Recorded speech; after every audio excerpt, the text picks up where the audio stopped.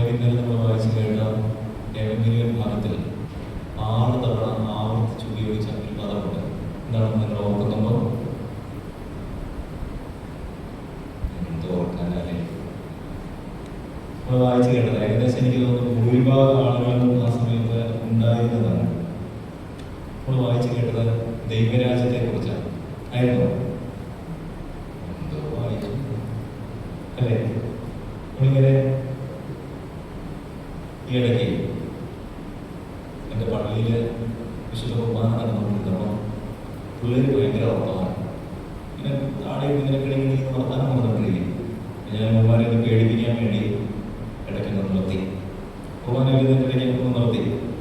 അപ്പോൾ ഇവരെല്ലാം സൈലൻ്റായി. കുറച്ച് കഴിഞ്ഞപ്പോൾ പിന്നെയും വർത്തമാനം. അപ്പം ഞാൻ ഒന്നും കൂടി ഈ പ്രാർത്ഥനയുടെ ഇടയ്ക്ക് ഒന്നും കൂടി നിർത്തി. കുർബാന പിന്നെയും സൈലൻ്റായി. പിന്നെ ഞാൻ ചൊല്ലും കുർബാന വർത്താനം. കുറച്ച് കഴിഞ്ഞ് അടുത്ത നിർത്തലോടുകൂടി ഒമാരെ കംപ്ലീറ്റ് സൈലൻ്റായി. കുർബാനയൊക്കെ കഴിഞ്ഞ് ഞാൻ ചായ കുടിച്ചുകൊണ്ടിരുന്നപ്പോൾ ഒരുത്തം കൂടി വന്നിട്ട് പറഞ്ഞു, അച്ഛാ കുർബാന മറന്നു പോകുന്നുണ്ടല്ലേ? എവിടെ ഇത് ഭയങ്കര ഡോനോട് പറയും ഒത്തിരി പോകുന്നത് കാണാതെ പിടിച്ചിട്ടൊക്കെ വരണ്ടേ? ഇതുപോലെ നമ്മൾ കാര്യം വായിച്ചത് എന്താണെന്ന് നമുക്ക് യാതൊരു ബോധ്യമില്ല. എന്നാൽ വായിച്ചപ്പോഴോ നമ്മളത് കേട്ടെങ്കിലും നമ്മുടെ ഉള്ളിലേക്ക് ഇത് വന്നില്ല. നമ്മുടെ തോന്നത്തെ 6 തവണ റിപ്പീറ്റ് ചെയ്തൊരു വാക്കാണ് ദൈവരാജ്യം. പ്രിയപ്പെട്ടവരെ, നമ്മൾ എന്നും പ്രാർത്ഥിക്കുന്ന ഒരു വാക്ക് കൂടിയാണ് നിന്റെ രാജ്യം വരണം. ഇന്നും പ്രാർത്ഥിച്ചു. എന്നാ പ്രാർത്ഥിച്ചേ? നിന്റെ രാജ്യം വരണം. എവിടെയാണ് പ്രിയപ്പെട്ടവരെ നിന്റെ രാജ്യം വരേണ്ടത്? ലൂക്കോസിന്റെ സുവിശേഷം 11-ാം അധ്യായത്തിന്റെ 2-ാമത്തെ തിരുവചനത്തിൽ ഈ പ്രാർത്ഥന പഠിപ്പിക്കുകയാണ്. സെയിന്റ് ലൂക്ക് ചാപ്റ്റർ 11:2 ഇങ്ങനെയാണ്: Thy kingdom come. ദൈവരാജ്യം വരണം, നിന്റെ രാജ്യം വരണം. പ്രിയപ്പെട്ടവരെ, ഓരോ ദിവസവും പ്രാർത്ഥിക്കുമ്പോഴും നിന്റെ രാജ്യം വരണമെന്ന് നമ്മൾ ആഗ്രഹിച്ച വീട്ടിൽ പ്രാർത്ഥിക്കുന്നത് ആണോ? അല്ലേ? വീട്ടിൽ നാളെ പ്രാർത്ഥിക്കുമ്പോൾ എന്ത് ചെയ്യണമെന്നോ ആ പ്രാർത്ഥനയിൽ നിന്റെ രാജ്യം വരണമെന്ന് ആഗ്രഹിക്കണം. എവിടെ വരേണ്ടതോ? വീട്ടിൽ വരണം. നമ്മൾ പാർക്കുന്ന വീട്ടിൽ ദൈവത്തിന്റെ രാജ്യം വരണം. വലിയ സന്തോഷം, കൃപ, അനുഗ്രഹങ്ങൾ, നൽവരങ്ങളുള്ള ദൈവത്തിന്റെ രാജ്യം വരണം. ദൈവത്തിന്റെ രാജ്യത്തിന്റെ ഭരണം ആരുടെ കയ്യിലാണ്? ദൈവത്തിന്റെ കയ്യിലാണ്, അല്ലെ? അങ്ങനെയെങ്കിൽ വീട്ടിൽ ദൈവരാജ്യം വന്നാൽ വീട്ടിലെ ഓരോ കാര്യങ്ങൾ ആര് നടത്തും? ദൈവം നടത്തും. ഇപ്പൊ ആരാ നടത്തുന്നത്? 2 പേരും കൂടി കണഞ്ഞ് പരിശ്രമിച്ചിട്ട് നടക്കണില്ല. പ്രിയപ്പെട്ടവരെ, വീട്ടിൽ ദൈവരാജ്യം വന്നാൽ വീട്ടിലെ ഓരോ കാര്യങ്ങളും ദൈവം ഏറ്റെടുക്കും. കുഞ്ഞുങ്ങളുടെ കാര്യം ദൈവം ഏറ്റെടുക്കും. നമ്മുടെ ജീവിതത്തിന്റെ പ്രതിസന്ധികൾ, രോഗങ്ങൾ, കഷ്ടതകൾ, ദുഃഖങ്ങൾ, പ്രയാസങ്ങൾ, പ്രതികൂലങ്ങൾ ഇതൊക്കെ ദൈവം ഏറ്റെടുക്കും. ദൈവത്തിന്റെ കൺട്രോളിന് കീഴിൽ നമ്മുടെ വീടായിത്തീരും. അതുകൊണ്ട് ഇന്ന് കൊണ്ട് നമ്മൾ പ്രാർത്ഥിക്കും, ആഗ്രഹിക്കണം നിന്റെ രാജ്യം വരണം. എവിടെ വരട്ടെ? വീട്ടിൽ. വെറുതെ പ്രാർത്ഥിച്ചാൽ വരുമോ? ഇല്ല. ദൈവരാജ്യം എന്താണെന്ന് പരിശുദ്ധനായ പൗലോസ് അപ്പോസ്തലൻ വ്യക്തമായിട്ട് പഠിപ്പിക്കുന്നുണ്ട്. റോമർക്ക് എഴുതിയ ലേഖനം 14-ാം അധ്യായം 17-ാമത്തെ തിരുവചനം. റോമർക്ക് എഴുതിയ ലേഖനം 14-ാം അധ്യായം 17-ാമത്തെ തിരുവചനം വായിക്കാമോ?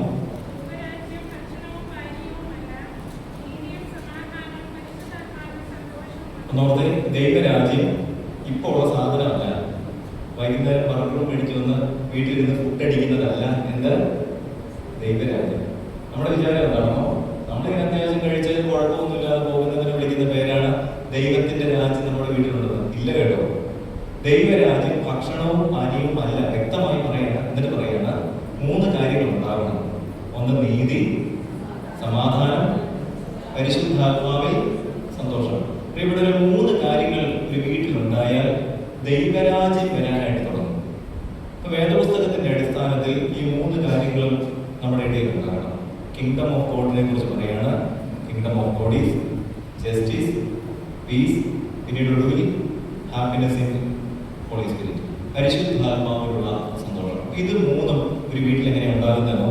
ഒന്നാമത്തെ കാര്യം ദൈവരാജ്യം എന്ന് പറയുന്നത് നീതിയാണ്. എന്താണ് നീതി? എന്താ നീതി? വേദപുസ്തകത്തിന്റെ പശ്ചാത്തലത്തിൽ എന്താണ് നീതി എന്ന് ചോദിച്ചാൽ ആവർത്തന പുസ്തകം 6-ാം അധ്യായത്തിന്റെ 25-ാമത്തെ തിരുവചനം. ആവർത്തന പുസ്തകം 6-ന്റെ book of Deuteronomy chapter 6, verses 25. ഓർമ്മയുണ്ടോ? നിന്റെ ദൈവമായ യഹോവ നമ്മോട് കൽപ്പിച്ചതുപോലെ നാം അവന്റെ മുൻപാകെ ഈ കൽപ്പനകൾ ആചരിക്കാൻ തക്കവണ്ണം കാത്തുപോകുന്നുവെങ്കിൽ നാം നീതിയുള്ളവരായിരിക്കും. പ്രിയപ്പെട്ടവരെ, നീതി, വേദപുസ്തകത്തിന്റെ പശ്ചാത്തലത്തിലെ നീതി എന്താണെന്ന് തിരുവചനം പഠിപ്പിക്കുകയാണ്. വചനം പാലിക്കുന്നുണ്ടോ അതിനെ വിളിക്കുന്ന പേരാണ് നീതി. അപ്പൊ ഒരു വീട്ടിൽ പരിശുദ്ധാത്മാവിന്റെ ഇടമായി ദൈവരാജ്യം വരണമെങ്കിൽ ആദ്യം എന്ത് വേണമെന്നാണ് പഠിപ്പിക്കുന്നത്? നീതി. നീതി വരണമെങ്കിൽ ആദ്യം ഒരു വീട്ടിൽ എന്ത് വേണം? വചനം ഉണ്ടാകണം.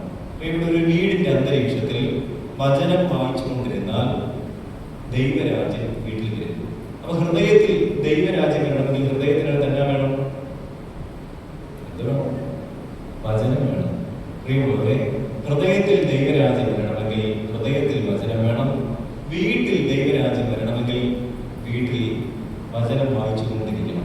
വചനം വായിക്കുന്ന അപ്പനും അമ്മയും ഉണ്ടാകണം. വൈകുന്നേരങ്ങളിലൊക്കെ ഇരുന്ന് ഉറക്ക വചനം വായിക്കുന്ന അപ്പനും അമ്മയും ഉണ്ടാകണം. മക്കളെ കൊണ്ടൊക്കെ വായിക്കണം. ഒന്നാമതായിട്ട് ദൈവരാജ്യത്തെ കുറിച്ച് പഠിപ്പിക്കുകയാണ്. അത് നീതിയാണ്. അപ്പൊ തിരുവചനത്തിന്റെ താളുകൾ അതുകൊണ്ടാണ് ലൂക്കോസിന്റെ സുവിശേഷം 1-ാം അധ്യായത്തിന്റെ 6-ാമത്തെ തിരുവചനത്തിൽ 2 മാതാപിതാക്കളെ കുറിച്ച് പറയുകയാണ്.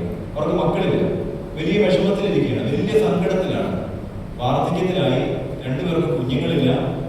ആ അപ്പനെയൊക്കെ നമുക്ക് സുപരിചിതമാണ്. ഒന്ന് സക്രിയമാണ്, 2 എലിസബത്താണ്.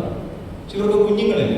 ഈ വലിയ സങ്കടത്തിലിരിക്കുമ്പോഴും അവരെ കുറിച്ച് ലൂക്കോസിന്റെ സുവിശേഷം 1-ാം അധ്യായം 6-ാമത്തെ തിരുവചനം എന്നാ പറയുന്നതോ? അവർ ഇരുവരും ദൈവസന്നിധിയിൽ നീതിയുള്ളവരാണ്. എന്നിട്ട് അതിനോട് ചേർന്ന് പറയുകയാണ്, നീതിയുള്ളവരും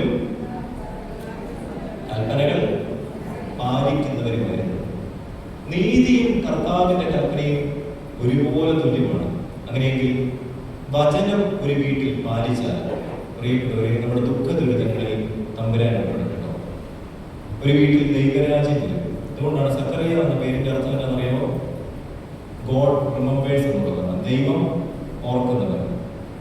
എലിസബത്ത് അല്ലെങ്കിൽ എലിശുബ എന്ന പേരിന്റെ അർത്ഥം ദോതോ യാഹവേ എന്നാണ്, ദൈവത്തിന്റെ ഉടമ്പടിക്കാരി. നമ്മൾ നോക്കത്തെ, ദൈവം ഓർക്കുന്നവർ അപ്പനും ദൈവത്തിന്റെ ഉടമ്പടിക്കാരിയായ ഒരു അമ്മയും വചനം പാലിച്ച് വചനത്തിൽ ജീവിച്ചപ്പോൾ ദൈവം ഓർക്കൊരു കൊച്ചിനെ സമ്മാനമായിട്ട് കൊടുത്തു. ആ കുഞ്ഞിന്റെ പേരാണ് യോഹന്നാൻ. യോഹന്നാൻ എന്ന വാക്കിന്റെ അർത്ഥം ഗിഫ്റ്റ് ഓഫ് ഗോഡ് എന്നുള്ളതാണ്, ദൈവത്തിന്റെ സമ്മാനം. പ്രിയപ്പെട്ട മാതാപിതാക്കളെ, നമ്മുടെ കുഞ്ഞുങ്ങൾ ദൈവത്തിന്റെ സമ്മാനം പോലെയായി തീരണമെങ്കിൽ അപ്പന്മാർ ആരെ ഓർക്കണം? ദൈവത്തെ ഓർക്കണം. അമ്മമാർ ആരുടെ ഉടമ്പടിക്കാരികളാകണം? ദൈവത്തിന്റെ ഉടമ്പടിക്കാരികളാകണം. ഇവിടെ അങ്ങനെയുള്ളൊരു വീട്ടിൽ ദൈവത്തിന്റെ വചനം നിലനിൽക്കുന്ന വീട്ടിൽ ദൈവരാജ്യത്തിന്റെ പതിപ്പ് വരും. ദൈവരാജ്യം അതേപടി ഭൂമിയിലേക്ക് വരണം. ഇപ്പൊ ഞാൻ ഒന്നാമതായിട്ട് ഓർമ്മിപ്പിച്ചത്, ദൈവരാജ്യം വരണമെങ്കിൽ എന്ത് വേണം? നീതി വരണം. രണ്ടാമതായിട്ട് റോമർ 14-17 നമ്മൾ വായിച്ചതാണ്, ദൈവരാജ്യം വരണമെങ്കിൽ എന്ത് വേണം? നീതിയും സമാധാനവും വരണം. അല്ലേ? സമാധാനം വരണം.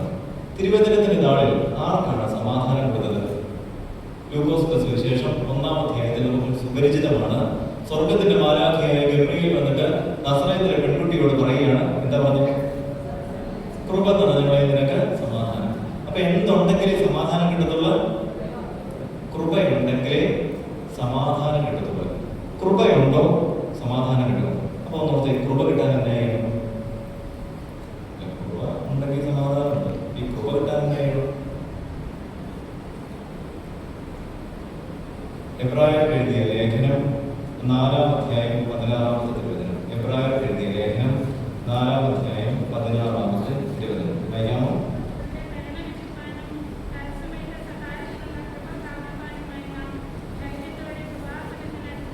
കൃപ ലഭിക്കാനായിട്ട് എവിടെ ചെല്ലണമെന്നാ പറഞ്ഞേ? കൃപാസനത്തിന് അടുക്കൽ ചെല്ലണം. പ്രിയപ്പെട്ടവരെ, കൃപ ലഭിക്കാനായിട്ട് കൃപാസനം, പഴയ നിയമത്തിന്റെ താളുകളിൽ കൃപാസനമായി സൂചിപ്പിക്കുന്നത് പരിശുദ്ധ ബലിപീഠമാണ്. സമാഗമന കൂടാരം പണിതതിന് ശേഷം നമ്മുടെ കർത്താവിന്റെ അതിപ്രധാനമായിരിക്കുന്ന അതിവിശുദ്ധ സ്ഥലത്ത് കൃപാസനത്തിൽ ദൈവത്തിന്റെ മാലാഖമാർ ഇറങ്ങി വന്നു എന്നൊക്കെ പുറപ്പാടിന്റെ പുസ്തകം പഠിക്കുമ്പോൾ നമ്മൾ ഓർക്കുന്നുണ്ട്.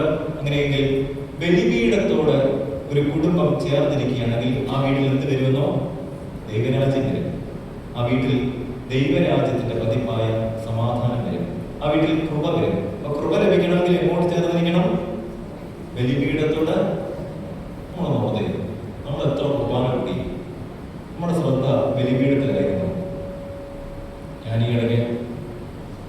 രാത്രി 10 മണിക്ക് എങ്ങനെ തിരുമേനി വിളിച്ചിട്ട് പറഞ്ഞു, സാർ നാളെ പള്ളി വരുന്നുണ്ട്. രാത്രി 10 മണിയായി. എനിക്ക് വെച്ചപ്പോൾ ഇഷ്ടപ്പെട്ടില്ല. 10 മണിയായി. രണ്ടാമത് പറയുകയാണ്, ഞായറാഴ്ചയാണ് ഞാൻ പള്ളിയിലേക്ക് വരുന്നത്. ഈ ടെൻഷനായി. ഇനിയിപ്പം വാട്സപ്പിലൊക്കെ ഇട്ട് ആളുകളെയൊക്കെ വിളിച്ചെത്തി. എന്നാലും ഞാൻ എന്ത് ചെയ്തു, ഇതൊക്കെ ശരിയാണോ എന്നൊക്കെ നോക്കണം. അപ്പം ഞാൻ രാത്രി 10 മണിക്ക് എന്നെ പള്ളിയിൽ ചെന്ന് ഇതെല്ലാം ഒന്നും കൂടി നോക്കി, ക്രോണോസിലൊന്നും കൂടി നോക്കി. ഞങ്ങളുടെ ശുശ്രൂഷക്കാരൻ വളരെ ഭംഗിയായിട്ട് എല്ലാം വിരിച്ചു വെച്ചിട്ടുണ്ട്. പൊടിയൊന്നുമില്ല. എന്നാലും ഞാൻ നോക്കി അവിടെ പൊടിയുണ്ടോ ഇവിടെ പൊടിയുണ്ടോ, സകലമായ സ്ഥലത്ത് നോക്കി. അവിടെ വല്ല പ്രശ്നമുണ്ട്. കാരണം നാളെ വന്നിട്ട് നീ ഇതിനെ ഇട്ടുകൊണ്ട് ചൂടാകാൻ നമ്മളിതെല്ലാം നോക്കി, അവിടെ നോക്കി, ടർക്കി ശരിയാണോ നോക്കി, എല്ലാം ഇങ്ങനെ നോക്കി. ഒരു കുഴപ്പമില്ല. ഒന്നും കൂടി ചൂലെടുത്തിട്ട് വെറുതെ അവിടെ കഴിച്ചു. തേച്ച് പൊടിയൊന്നുമില്ല. എന്നാലും എൻ്റെ ഒരു മനസ്സമാധാനത്തിന് വേണ്ടി എല്ലാം ചെയ്തു. ഞാൻ കുറച്ച് നേരം ശാന്തമായി ദേവാലയത്തിലിരിക്കുന്നു. എൻ്റെ ഹൃദയത്തോട് ദൈവമായ യാത്രക്കാരൻ ഒരു ചോദ്യം ചോദിച്ചു. എടാ, എത്രയോ തവണ ഈ ബലിപീഠത്തിൽ ഞാൻ ഇറങ്ങി വന്നു. എത്രയോ തവണ ഈ ബലിപീഠത്തിൽ തിരുശരീര രക്തങ്ങളിലേക്ക് പരിശുദ്ധാത്മാവ് ഇറങ്ങി വന്നതുപോലെ ഞാൻ ഈ കുർബാനയിലേക്ക് ഇറങ്ങി വന്നു. ഇതിന്റെ പകുതി ശ്രദ്ധയുണ്ടായിരുന്നു ഇല്ല. അതാണ് നിന്റെ മേലധികാരി ഇറങ്ങി വരുന്നെന്ന് പറഞ്ഞപ്പോൾ എന്തൊരു ശ്രദ്ധയാണ്. പ്രിയമുള്ളവരെ, എത്രയോ തവണ ഈ ബലിപീഠത്തിൽ കർത്താവ് ഇറങ്ങി വന്നു. നമ്മൾ ശ്രദ്ധിച്ചിട്ടുണ്ട്. കർത്താവ് എത്രയോ തവണ ഈ ബലിപീഠത്തിലേക്ക് ഇറങ്ങി വന്നിട്ടും നമ്മുടെ കണ്ണുകൾ കൊണ്ട് കാണാതെ നമ്മൾ പോയിട്ടുണ്ട്.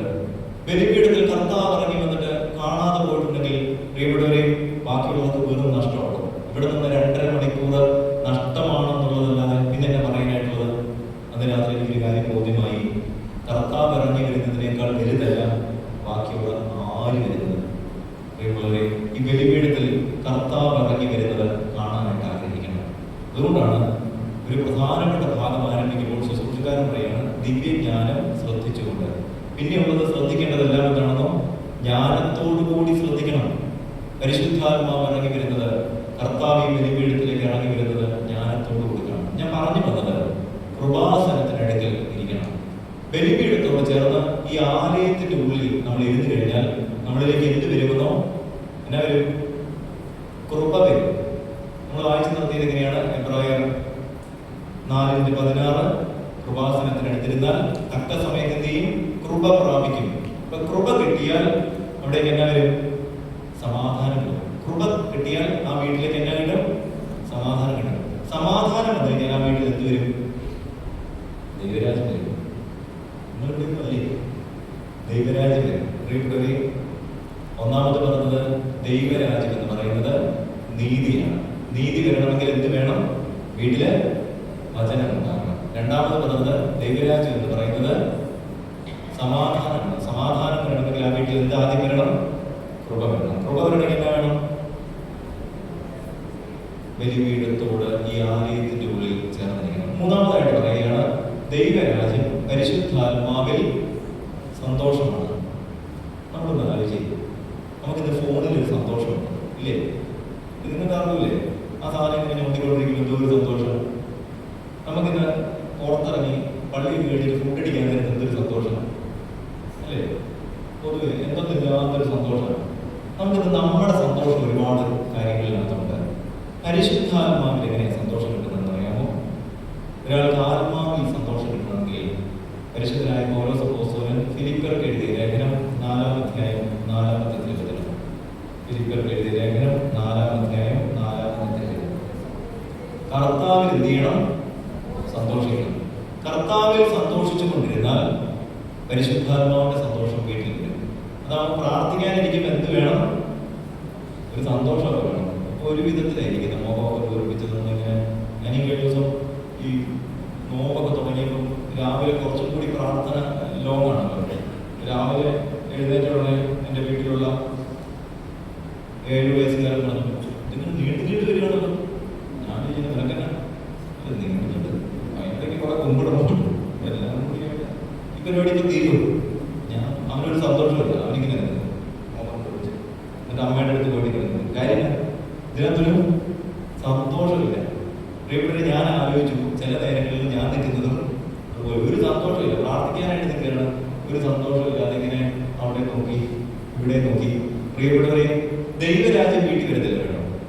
കർത്താവിൽ സന്തോഷം കണ്ടെത്തിയാൽ ആ വീട്ടിൽ എന്ത് വരും? ദൈവരാജ്യം വരും. കർത്താവിൽ സന്തോഷം കണ്ടെത്തണം. 3 കാര്യമാണ് പറഞ്ഞത്. പറഞ്ഞത് ആമുഖ വാക്കുകളായിട്ട് നിന്റെ രാജ്യം വരണം. എല്ലാവരും ഒന്ന് പറഞ്ഞു നിന്റെ രാജ്യം വരണം എന്ന്. എവിടെ വരേണ്ടത്? നമ്മുടെ വീട്ടിൽ വരണം. നമ്മുടെ വീട്ടിൽ ദൈവരാജ്യം വരണമെങ്കിൽ പരിശുദ്ധനായ പൗലോസ് അപ്പോസ്തലൻ ഓർമ്മിപ്പിക്കുകയാണ് 3 കാര്യം വേണം.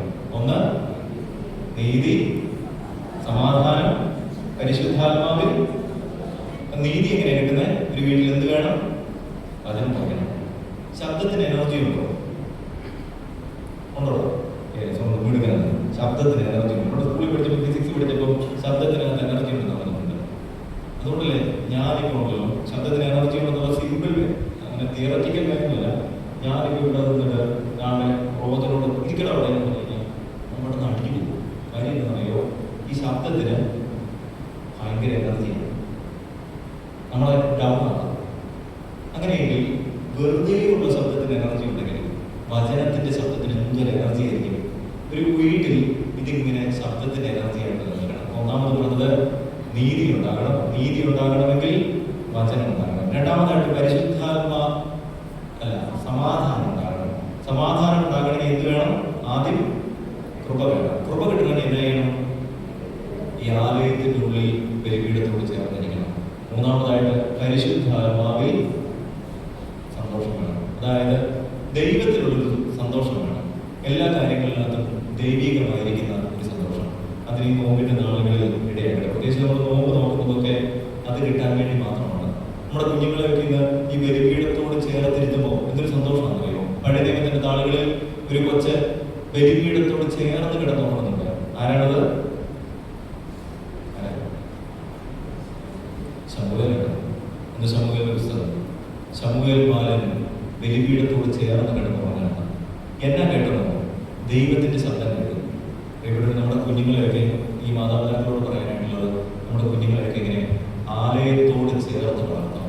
നമ്മളിനി മക്കൾക്ക് വേണ്ടി സമ്പാദിച്ചിട്ട് പ്രത്യേകിച്ച് കാര്യമൊന്നുമില്ലാതെ അവരെല്ലാം കൂടി കൂട്ടടിക്കുന്നതല്ലാതെ മക്കൾക്ക് വേണ്ടി സമ്പാദിക്കുന്നത് നിർത്തിയിട്ട് ഇനി മക്കളെ സമ്പാദിക്കാനായിട്ട് തുടങ്ങാൻ. നമ്മുടെ കുഞ്ഞുങ്ങളെ നമ്മൾ ഇനി സമ്പാദിക്കണം. അവരാണ് നമ്മുടെ സ്വത്തെന്നുള്ളത് മനസ്സിലാക്കാതെ മക്കൾക്ക് വേണ്ടി നമ്മൾ ഇങ്ങനെ സമ്പാദിച്ച് മൊത്തം കൂടുക. അവസാനം അവരതിന്റെ പേരിൽ തമ്മി തല്ലി ആടി പിടിച്ച് ആകെ പ്രശ്നമായിട്ടിരിക്കുക. ഇവിടെ ഈ കുഞ്ഞുങ്ങളെ നമ്മൾ സമ്പാദിക്കണം. കുഞ്ഞുങ്ങളെ നമ്മൾ സമ്പാദിച്ചാൽ സങ്കീർത്തനക്കാരൻ ഓർമ്മിപ്പിക്കുകയാണ്, നിന്റെ മക്കൾ ലക്ഷ്യത്തിലെത്തും. വീരന്റെ കയ്യിലെ അസ്ത്രങ്ങൾ എങ്ങനെയോ അങ്ങനെയാകുന്നു യൗവനത്തിലെ മക്കൾ. വീരന്റെ കയ്യിലെ അസ്ത്രത്തിന്റെ പ്രത്യേകത എന്താണെന്നോ? അത് ലക്ഷ്യത്തിലെത്തും. നമ്മുടെ ഈ പിള്ളേരൊക്കെ ഈ ബലിപീഠത്തോട് ചേർന്ന് ഈ ആലയത്തോട് ചേർന്ന് വളർന്നു നോക്കി അവർ ലക്ഷ്യത്തിലെത്തിയിരിക്കും. യാതൊരു സംശയമില്ല. ഈ 3 വർഷം മുൻപ് ഒരു ഈസ്റ്ററിന്റെ ദിനത്തിൽ കോഴിക്കോടിന്റെ മേയർ വന്നിട്ട് എന്നോട് ചോദിച്ചു, അച്ഛാ നമ്മുടെ ഇടവക്കാരി പുള്ളിക്കാരി വന്നിട്ട് ചോദിച്ചു, ഈസ്റ്ററിന്റെ സർവീസിൽ കഴിഞ്ഞപ്പോൾ അച്ഛാ നമുക്ക് ജയിലിൽ വരെയൊക്കെ പോകാം. ഞാൻ പറഞ്ഞു ജയിലിൽ കുറച്ച് ഭക്ഷണം എടുത്തോളാം. ഞാൻ ചോദിച്ചു ആരുടെ? നമ്മുടെ ഒരു ഓർത്തഡോക്സുകാരൻ കിടപ്പുണ്ട്. ഞാൻ ചോദിച്ചു നമ്മുടെ പള്ളിക്കാരനല്ലല്ലോ. നമ്മുടെ പള്ളിക്കാരനല്ല, നല്ല ഓർത്തഡോക്സുകാരനല്ല. ഞാൻ മാഡം എങ്ങനെ പരിചയപ്പെട്ടത്? ഞാൻ അവിടെ ചെന്നപ്പോൾ ഇവൻ ഓർത്തഡോക്സുകാരനാണ് മനസ്സിലായത്. എന്നാൽ പിന്നെ പോയേക്കാണ്. ഒരുപക്ഷെ നിങ്ങൾക്ക് സുപരിചിതമാണ് ഈ വയനാട് പൂക്കോട് എന്ന് പറയുന്നതായിരിക്കുന്ന സ്ഥലത്ത് റാഗിങ്ങിൽ ഒരു സിദ്ധാർത്ഥ് എന്ന് പറയുന്ന വിദ്യാർത്ഥിയെ കൊന്ന വ്യക്തിയാണ് സിൻജോ ജോൺസൺ എന്ന് പറയുന്ന ഓർത്തഡോക്സുകാരെ ചെറുപ്പക്കാരൻ. അങ്ങനെ ഇവരെ കാണാനായിട്ട് ഇവരെ കാണാൻ എനിക്ക് ഒന്നും സംസാരിക്കാനൊരു വാക്ക് പോലും കിട്ടുന്നില്ല. പിന്നെ ഒരു പരിചയമില്ല. ഓർത്തഡോക്സ് സഭയിലെ ആൾക്കാണ്, ഒരു പരിചയമില്ല. ഇവനോട് ഞങ്ങളുടെ പള്ളിയിൽ ആ മേയർ ചോദിച്ചൊരു ചോദ്യം ഇതാണ്, കുറച്ച് നീ ബലിപീഠത്തോട് ചേർന്നല്ലേ വളർന്നേ? ഞാൻ ഒരു അക്ഷരം കിട്ടുന്നില്ലല്ലോ, ഞാൻ കൈ കെട്ടി നിൽക്കുക. ഒരു ചോദിച്ചു, യേശുവിനോട് ചേർന്നല്ലേ കുഞ്ഞെ നീ വളർന്നേ? അവൻ പൊട്ടിക്കഴിഞ്ഞിട്ട് പറയുകയാണ്, അല്ല വേണം. പ്രിയപ്പെട്ടവരെ, നമ്മുടെ കുഞ്ഞുങ്ങളെയൊക്കെ ഈ ബലിപീഠത്തോട് ചേർത്ത് വളർത്തണം. അവരൊരു കാലത്ത് നഷ്ടമായി പോവുകയില്ല. 100% ഉറപ്പാണ്. ബലിപീഠത്തോട് ചേർത്ത് ഈ ആലയത്തിന്റെ ഉള്ളിൽ നമ്മുടെ കുഞ്ഞുങ്ങളെ വളർത്തി കഴിഞ്ഞു കഴിഞ്ഞാൽ അവരൊരു കാലത്തും നശിച്ചു പോവുകയില്ല കേട്ടോ. അവർക്ക് കൃപ ലഭിക്കും. വെറുതെ വന്ന് നാം കൃപ കിട്ടിക്കൊള്ളും. ആയതുകൊണ്ട് ഓർക്കണം, ദൈവരാജ്യം ഒരു സ്ഥലത്ത് വരണം. ദൈവരാജ്യം ഒരു വീട്ടിൽ വന്നാൽ ആ നോമ്പും പ്രാർത്ഥനയും ഒക്കെ സക്സസ് ആവും. ദൈവരാജ്യം ഒരു വീട്ടിൽ വന്നു കഴിഞ്ഞാൽ അവിടെ വലിയ പ്രകാശം ലഭിക്കും. ദൈവരാജ്യം ഒരു വീട്ടിൽ വന്നാൽ അവിടെ എന്തെന്നില്ലാത്ത സന്തോഷം ഉണ്ടാകും. നമ്മളല്ല പിന്നെ ആ വീടിന്റെ ഭരണം നടത്തുന്നത്. ആരായിരിക്കുമെന്നോ? തമ്പുരാൻ എൻ്റെ അടുത്ത് തുടങ്ങും. അതുകൊണ്ടാണ് ഈ വലിയ നോമ്പ് അവസാനിക്കുമ്പോൾ വിശുദ്ധ മത്തായിയുടെ സുവിശേഷം 4-ാം അധ്യായത്തിന്റെ 11-ാമത്തെ തിരുവചനം ഒരു നോമ്പ് അവസാനിക്കുമ്പോൾ സംഭവിക്കുന്ന എന്താണെന്ന് വ്യക്തമാക്കുകയാണ്. എന്താണെന്നോ വായിക്കാമോ? Saint Matthew chapter 4:11. പിശാച് വിട്ടുപോയി, ദൂതന്മാർ വന്നു. മക്കളെ, സൈറ്റൻ ലെഫ്റ്റ്, ഏഞ്ചൽസ് കം. എന്നെ സംഭവിച്ചേ? സാത്താൻ പോയി, ആര് വന്നു? മാലാഖമാര് വന്നു. ഇവിടെ ഈ നോമ്പ് അവസാനിക്കുമ്പോൾ നമ്മുടെ വീട്ടിൽ സംഭവിക്കേണ്ടത് എന്താണെന്നോ? സാത്താൻ ഇറങ്ങി പോകണം, ആര് വരണം? മാലാഖമാര് വരണം. ഞാൻ ഈ ഇടയ്ക്ക് എൻ്റെ പള്ളിയിൽ ഇതേ സാധനം നോമ്പിന്റെ ഫസ്റ്റ് ഡേ പറയേ, ഫസ്റ്റ് ഡേ. അപ്പം സൺഡേ സ്കൂളിലെ പിള്ളേരോട് പോകുന്നു, ആ ശരിയല്ല, സാത്താൻ പോകും, മാലാഖ വരും. ഞാൻ ചോദിച്ചു, നിനക്കെന്നെ അടുത്തൊരു ഉറപ്പ്? അപ്പേ ഈസ്റ്ററിന്റെ പിറ്റേന്നാണ് പോകുന്നത് അങ്ങോട്ട് ഗൾഫിലേക്ക്, ഇപ്പം ലീവിന് വന്നിട്ടുണ്ട്. മാലാഖ വരും. ഞാൻ നീ ഇവിടെ പറഞ്ഞു നന്നായി, നീ വീട്ടിൽ ചെന്ന് പറയുകയാണെങ്കിൽ കൊലപാതകമായിരിക്കും. ഇത്രയുള്ളവരെ പലപ്പോഴും നമ്മുടെ വീടിന്റെ അന്തരീക്ഷങ്ങളിൽ നിന്ന് സാത്താൻ വിട്ടുപോകണം. വലിയ നോക്ക് കഴിയുമ്പോൾ ആര് പോകണം? അപ്പയും അമ്മയല്ല പോകട്ടെ, പിന്നെ ആര് പോകണം? സാത്താൻ പോകണം. ആര് വീട്ടിലേക്ക് വരണം? മാലാഖ വരണം. പ്രിയമുള്ളവരെ, നമ്മുടെ വീട്ടിൽ മാലാഖയുടെ സംരക്ഷണം ഉണ്ടാകണം. മാലാഖമാരുടെ സംരക്ഷണം ഒരു വീടിന്റെ അന്തരീക്ഷത്തിൽ ഉണ്ടാകട്ടെ എന്ന് പ്രാർത്ഥിക്കുകയാണ്.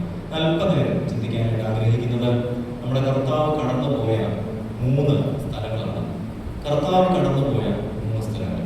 അതിൽ ഒന്നാമത്തെ സ്ഥലം ഗബഥ എന്ന് പേര് വിളിക്കപ്പെടുന്ന സ്ഥലമാണ്. വിശുദ്ധ യോഹന്നാന്റെ സുവിശേഷം 19-ാം അധ്യായം 13-ാമത്തെ തിരുവചനം. വിശുദ്ധ യോഹന്നാൻ 19:13.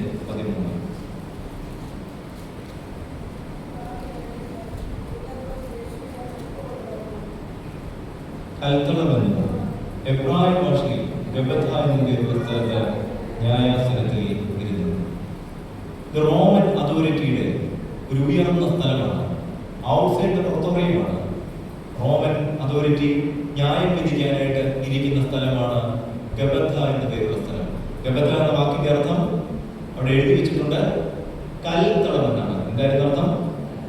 കൽത്തളം എന്ന് പറഞ്ഞാൽ മനസ്സിലായോ? കല്ല് പാകിയ സ്ഥലമാണ്. ഇത് നമ്മളിങ്ങനെ കാർപ്പറ്റിട്ടുണ്ട്. കല്ല് പാകിയ സ്ഥലമാണ് കൽത്തളം. അവിടെ സിംഹാസനത്തിൽ ഒരു മനുഷ്യൻ ഇരിക്കുന്നുണ്ട്. വിശ്വാസ പ്രമാണത്തിൽ 2 മനുഷ്യരുടെ പേരാണ് പറയുന്നത്. ഒന്നാരാണെന്നോ? ഇതൊക്കെ വായിച്ചു മനസ്സിലായി. ഒന്നാര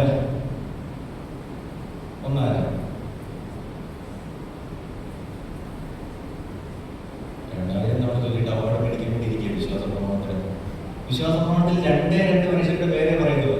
ഒന്ന് പീലാത്തോസ്, ഒന്നാര പറയണം, സൗമ്യം, മറിയം, വിശുദ്ധ കന്യക മറിയാമിൽ നിന്നും ശരീരം ധരിച്ച 2 പേരാ പറയുന്നത്. സെയിന്റ് മേരി, പീലാത്തോസ്. മറിയം എന്ന് പറയുന്നത് യേശുവിന്റെ ജനനത്തിന് കാരണക്കാരിയായ വ്യക്തിയാണ് മറിയം. പീലാത്തോസ് എന്ന് പറയുന്നത് യേശുവിന്റെ മരണത്തിന് കാരണക്കാരനായ വ്യക്തിയാണ് പീലാത്തോസ്. പ്രിയപ്പെട്ടവരെ, ഞാൻ പറഞ്ഞു വന്നത് പീലാത്തോസ് സിംഹാസനത്തിൽ ഇരിക്കുകയാണ്. ഓർക്കണം, നല്ല ബോധ്യമുണ്ട് പീലാത്തോസിന്, ഇവരിൽ കുറ്റമില്ല. പക്ഷെ ജനങ്ങളെല്ലാം കൂടി ഉച്ചത്തിൽ പറയുകയാണ് ഇവരെ ക്രൂശിക്കണം. ആരവാരങ്ങൾക്ക് നടുവിൽ, വലിയ ജനക്കൂട്ടത്തിന്റെ നടുവിൽ, ഗബഥ എന്ന് പറയുന്ന സിംഹാസനത്തിൽ, കൽത്തളത്തിൽ, കല്ല് പാകിയതായിരിക്കുന്ന കുമ്മായക്കല്ലുകൾ കൊണ്ട് യെരൂശലേമിന്റെ ഇടനാഴി പാകിയതായിരിക്കുന്ന ഗബഥയിൽ ഇരുന്നുകൊണ്ട് പീലാത്തോസ് വിധിക്കായിട്ട് നിൽക്കുകയാണ്. അങ്ങനെ വിധിക്കാനായിട്ട് ഇരിക്കുമ്പോൾ പീലാത്തോസിന്റെ ഉള്ളിൽ നല്ല ബോധ്യമുണ്ട്, പറയുന്നതും ചെയ്യുന്നതും ശരിയല്ല. പക്ഷെ പിടിച്ചു നിൽക്കണമെങ്കിൽ ഇത് ചെയ്തേ പറ്റും. ഒന്നോർത്തെ, ചെയ്യുന്നത് ശരിയില്ല എന്ന് നല്ല ബോധ്യമുണ്ട്, പക്ഷെ പിടിച്ചു നിൽക്കണമെങ്കിൽ ഇത് ചെയ്യണം. അതുകൊണ്ടാണ് മർക്കോസിന്റെ സുവിശേഷം 15-ാം അധ്യായം 15-ാമത്തെ തിരുവചനം, സെയിന്റ് മാർക്ക് 15:15 വായിക്കാമോ?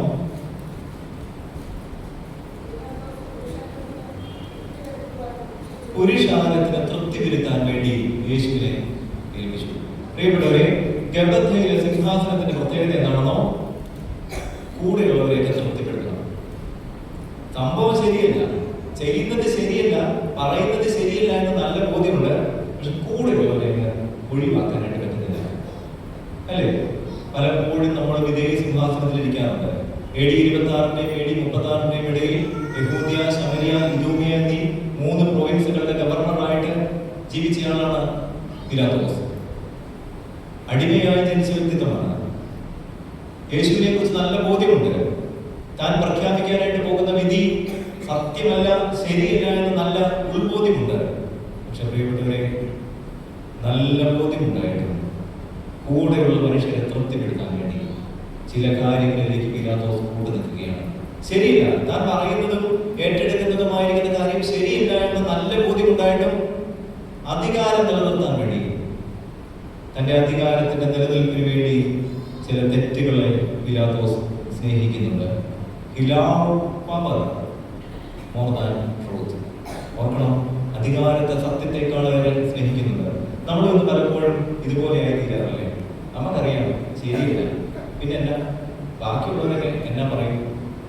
ഞാൻ ഇടയ്ക്ക് പൊതുയോഗം കഴിഞ്ഞപ്പോൾ ശരിയല്ലാത്തതായിരിക്കുന്ന ഒരു തീരുമാനത്തിന്റെ പക്ഷത്ത് ഒരുപാട് പേര് നിന്നപ്പം അതിൽ നീതിയുള്ള 1-2 പേരുടെ ചോദിച്ചു, ചേട്ടാ നിങ്ങളൊക്കെ എന്നാ അങ്ങനെ പറഞ്ഞു? അച്ഛൻ പറഞ്ഞാൽ ശരിയെന്നൊക്കെ അറിയാം, പക്ഷെ ഇവരെയൊക്കെ കടക്കാനങ്ങനെ വയ്യ. നാളെ ഞങ്ങൾ ഒരുമിച്ചിരുന്ന് അങ്ങനെ പോകുന്നത് ഇവരെ കടക്കാൻ വയ്യ. പ്രിയപ്പെട്ടവരെ, നമ്മുടെ മനസാക്ഷി മരവിച്ചു പോകുന്ന ചില ഇടങ്ങളുണ്ട്. പീലാത്തോസ് ഇരുന്നത് പോലെയുള്ള ചില സിംഹാസനങ്ങൾ ശരിയല്ല എന്ന് നല്ല ബോധ്യമുണ്ട്. പക്ഷെ കൂട്ടുകാരെ പിണക്കാനായിട്ട് പറ്റത്തില്ല, ബന്ധുമിത്രാദികളെ പിണക്കാനായിട്ട് പറ്റത്തില്ല.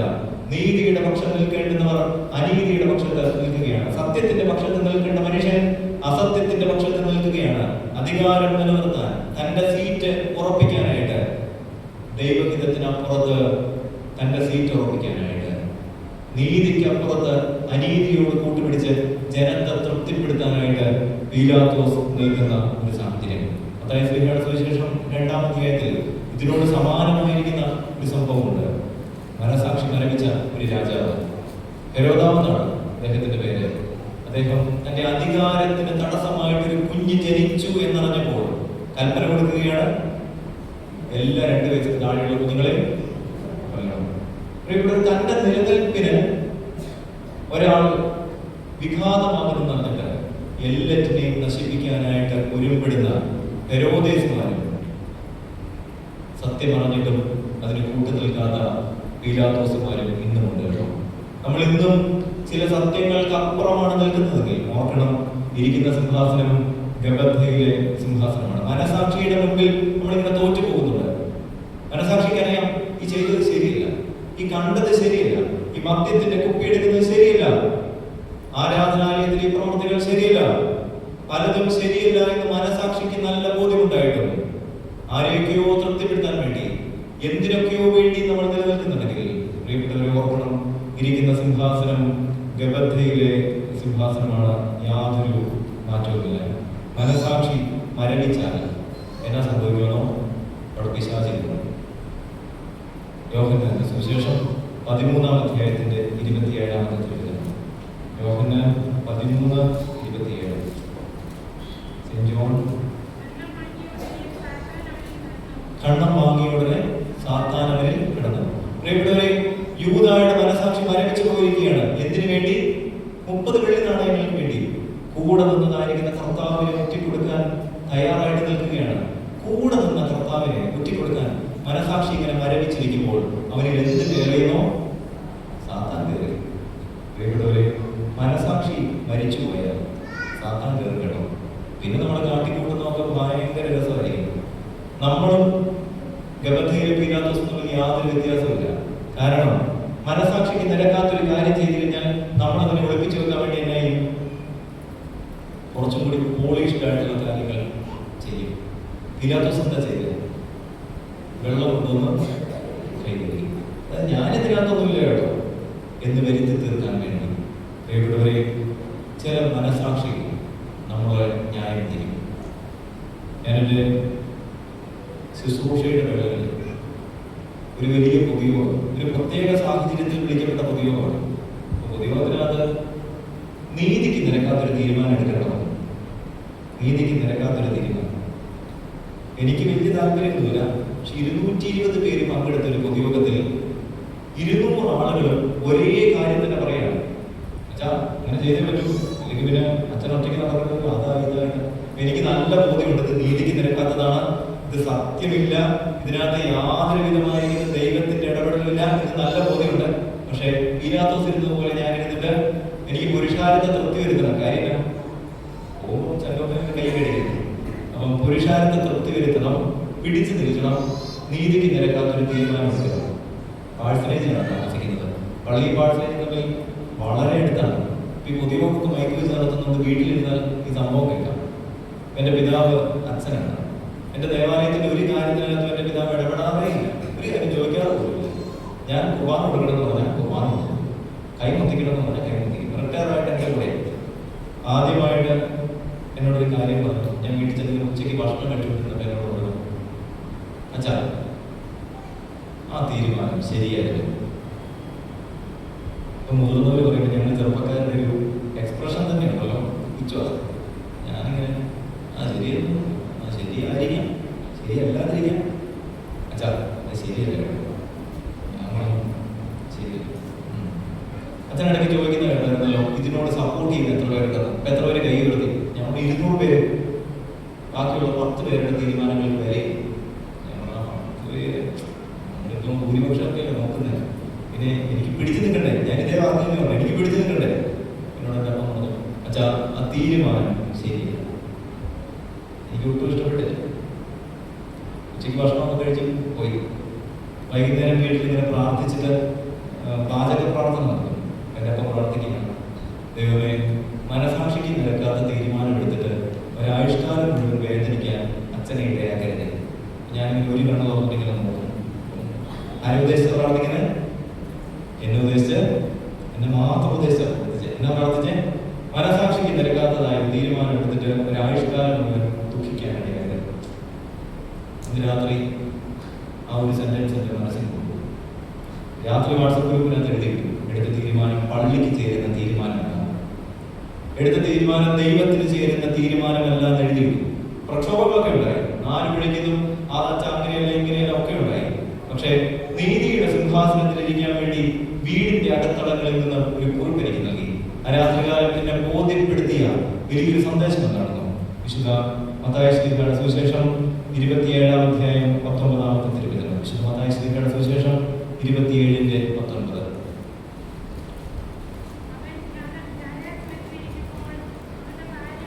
അവൻ ന്യായാസനത്തിലിരിക്കുമ്പോൾ, ആരാണ് ന്യായാസനത്തിലിരിക്കുന്നത്? പീലാത്തോസ്. അവന്റെ ഭാര്യ ആളയച്ചു. പ്രിയപ്പെട്ടവരെ, പീലാത്തോസ് സിംഹാസനത്തിലിരുന്ന് തെറ്റായ ഒരു വിധി പ്രഖ്യാപിക്കുന്നതിൻ്റെതായിരിക്കുന്ന സമയത്ത് പീലാത്തോസിന്റെ വീടിന്റെ അകത്തളങ്ങളിൽ നിന്ന്, കൊട്ടാരത്തിന്റെ ഉള്ളറയിൽ നിന്ന് ഒരു കത്ത് പീലാത്തോസിന്റെ അടുക്കലേക്ക് കൊടുത്തുവിടുകയാണ്. ഇതിനെ കുറെ കൂടി ഭംഗിയായിട്ട് പരാമർശിക്കുന്നത് വലിയ വെള്ളിയാഴ്ച രാവിലെ രാത്രി നമസ്കാരത്തിന്റെ കോലവയാണ്. അതിലെങ്ങനെയാണ് രേഖപ്പെടുത്തിയിരിക്കുന്നത്? ഒരുപക്ഷെ നമ്മൾ ചൊല്ലിയിട്ടുണ്ടാകും. കത്തെഴുതി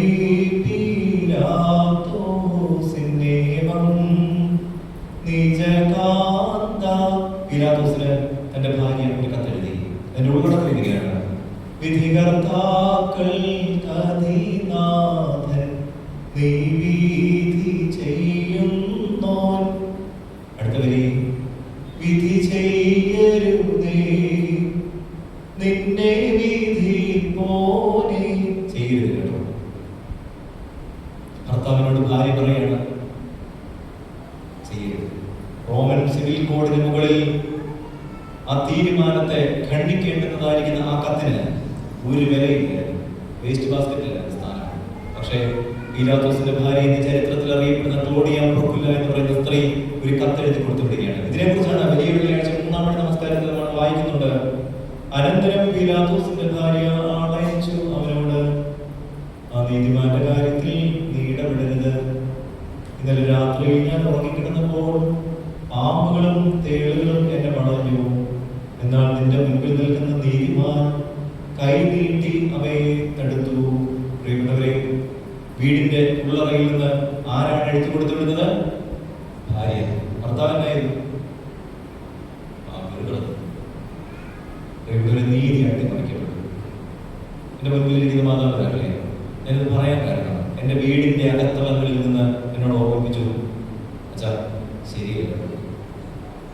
വീടിന്റെ അകത്തളങ്ങളിൽ നിന്ന് ചില ഓർമ്മപ്പെടുത്തലുകൾ ഉണ്ടാകണം. പ്രിയപ്പെട്ട ആന്റിമാരെ, ഇവര് ചെയ്യുന്നത് ശരിയല്ല എന്ന് കണ്ടാൽ നിങ്ങൾ എന്നാ ചെയ്യണം?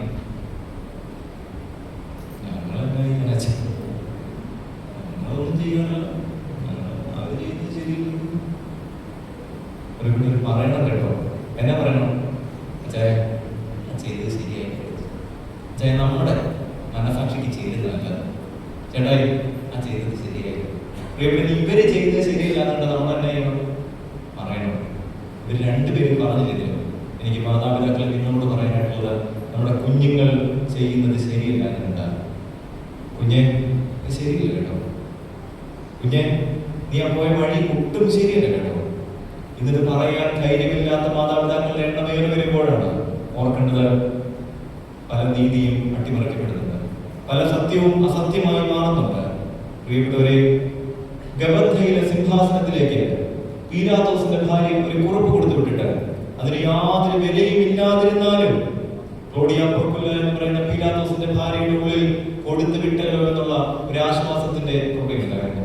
പ്രിയപ്പെട്ടവരെ, മനസാക്ഷി മരവിച്ച അധർമ്മങ്ങൾ പെരുകുന്ന ചില വേളകളിൽ നമ്മളായിരിക്കുമ്പോൾ ചില മനുഷ്യരൊക്കെ നമ്മളോട് പറഞ്ഞിട്ടില്ലേ, ആ ചെയ്തത് ശരിയായി കേട്ടോ. നമുക്ക് അവരോട് ഇറിറ്റേറ്റഡ് ആവുന്നത് ചില മനുഷ്യരിന്ന് നമ്മളിങ്ങനെ ഓർമ്മപ്പെടുത്തുന്നുണ്ട്. പ്രിയപ്പെട്ടവരെ, ചില കൂട്ടുകെട്ട്, അഹങ്കാരം, അസൂയ, മനസാക്ഷിക്ക് നിരക്കാത്തത് പലതും, ദൈവത്തിന് ഇഷ്ടമല്ലാത്തത് പലതും ജീവിതത്തിൽ വന്നിട്ടുണ്ടെങ്കിൽ ഞാനും നിങ്ങളും ഇന്നിരിക്കുന്ന വീടിനെ വിളിക്കുന്ന പേരാണ് ഗബഥ. കൽത്തളമാണ്, കല്ല് പോലെ പാകിയതായ ഒരു സ്ഥലം. അതിൽ ജീവിക്കുന്നത് കല്ല് പോലുള്ള മനുഷ്യരുള്ള സ്ഥലം, കല്ല് പോലുള്ള മനുഷ്യരുള്ള സ്ഥലം. പ്രിയപ്പെട്ടവരെ, കൽത്തളത്തിലിരിക്കുമ്പോൾ വീടിന്റെ അകത്തളങ്ങളിൽ പരസ്പരം നല്ല ഓർമ്മപ്പെടുത്തൽ ഉണ്ടാകണം. ഒന്നോർത്ത് നോക്കി, മനസാക്ഷിക്ക് നിരക്കാത്തതൊക്കെ കഴിഞ്ഞ നാളുകളിൽ ഉണ്ടായിട്ടില്ലേ? ഒന്ന് കണ്ടടയ്ക്കാമോ? ശാന്തമായി ഒന്ന് ചിന്തിച്ചു നോക്കി. ജീവിതത്തിന്റെ കഴിഞ്ഞ നാളുകളിൽ മനസാക്ഷിക്ക് നിരക്കാത്തത് എന്തൊക്കെ വന്നുപോയത്? ചില വാക്കുകൾ കൊണ്ടായിരിക്കാം, ചിലപ്പോൾ നമ്മുടെ ഓഫീസിലായിരിക്കാം. അത് ശരിയല്ലെന്ന് അറിയായിരുന്നു, ആ തിന്മയാണത്, കൂട്ടു നിൽക്കണ്ടായിരുന്നു. ചിലപ്പോൾ വീട്ടിലായിരിക്കാം, ചില പണമിടപാടുകളിലായിരിക്കാം, ചിലപ്പോൾ ഒരുമിച്ചിരുന്ന് ചില ലഹരികൾ ഉപയോഗിച്ചിട്ടായിരിക്കാം. ഉള്ളിൽ നിന്ന് ആരോ പറഞ്ഞായിരുന്നു, മനസ്സിൻ്റെ ഉള്ളിൽ നിന്ന് അത് ശരിയില്ല കേട്ടോ, അത് വേണ്ട കേട്ടോ. പക്ഷെ ആരെയൊക്കെയോ പ്രീതിപ്പെടുത്താൻ വേണ്ടി, ആരെയൊക്കെയോ സന്തോഷിപ്പിക്കാൻ വേണ്ടി മനസാക്ഷിക്കുത്തുണ്ടായിട്ടും ദൈവമേ, എൻ്റെ മനസാക്ഷിക്ക് നിരക്കാത്തത് ഞാൻ എന്തൊക്കെ ചെയ്തു പോയി. എൻ്റെ വീട് ഗബഥയിലെ സിംഹാസനം പോലെയായി തീരാനായിട്ട് മനസാക്ഷിക്കുത്തോടുകൂടി അതിന് യാതൊരു വിലയും കൊടുക്കാതെ ചെയ്തത് എന്തൊക്കെയാണ് നോക്കി. ചിലപ്പോൾ ചില മനുഷ്യരോട് അസൂയായിരിക്കാം, ചില മനുഷ്യരെ കുറിച്ചുള്ള തെറ്റിദ്ധാരണകൾ വരുത്തിയതായിരിക്കാം, ചില ഇടപെടലുകളിൽ വന്ന വീഴ്ചയായിരിക്കാം, മദ്യപാനമായിരിക്കാം, ചില ലഹരിയായിരിക്കാം. മനസാക്ഷിക്ക് നല്ല ബോധ്യമുണ്ടായിരുന്നു ഈ പറയുന്നതും ചെയ്യുന്നതുമായ കാര്യങ്ങൾ ശരിയല്ല എന്ന്. പക്ഷെ ആരുടെയൊക്കെയോ സപ്പോർട്ട് കിട്ടാൻ വേണ്ടി പറഞ്ഞതായിരിക്കാം. കർത്താവോട് നമ്മൾ മാപ്പിക്കും. എൻ്റെ ദൈവമേ, മനസാക്ഷിക്ക് നിരക്കാത്തത് വന്നു പോയതിന് മാപ്പ്. എൻ്റെ ദൈവമേ, മനസാക്ഷിക്ക് നിരക്കാത്തത് ജീവിതത്തിൽ ചെയ്തു പോയതിന്, സംസാരിച്ചതിന്, കണ്ടുപോയതിന് മാപ്പ് നൽകണം. ദൈവങ്ങളെ കൊണ്ട് നോക്കി. ഒന്നാമതായിട്ട് നമ്മൾ പറഞ്ഞത് മനസാക്ഷിക്ക് നിരക്കാത്തത് ചെയ്ത ഗബഥ ഇന്നും നമ്മുടെ ഭവനാന്തരീക്ഷങ്ങളിലുണ്ട്. രണ്ടാമത്തത് കർത്താവ് ഇടയ്ക്കിടെ പോയിക്കൊണ്ടിരുന്നൊരു സ്ഥലമാണ്. ഇത് കഷ്ടാനുഭവത്തിന്റെ നാളുകളിലാണ് ഈ 3 സ്ഥലത്തിന്റെയും സന്ദർശനം. രണ്ടാമത്തെ സ്ഥലം മാർക്കോസിന്റെ സുവിശേഷം 14-ാം അധ്യായത്തിന്റെ 32-ാമത്തെ തിരുവചനമാണ്. Saint mark 14:32 വായിക്കാമോ?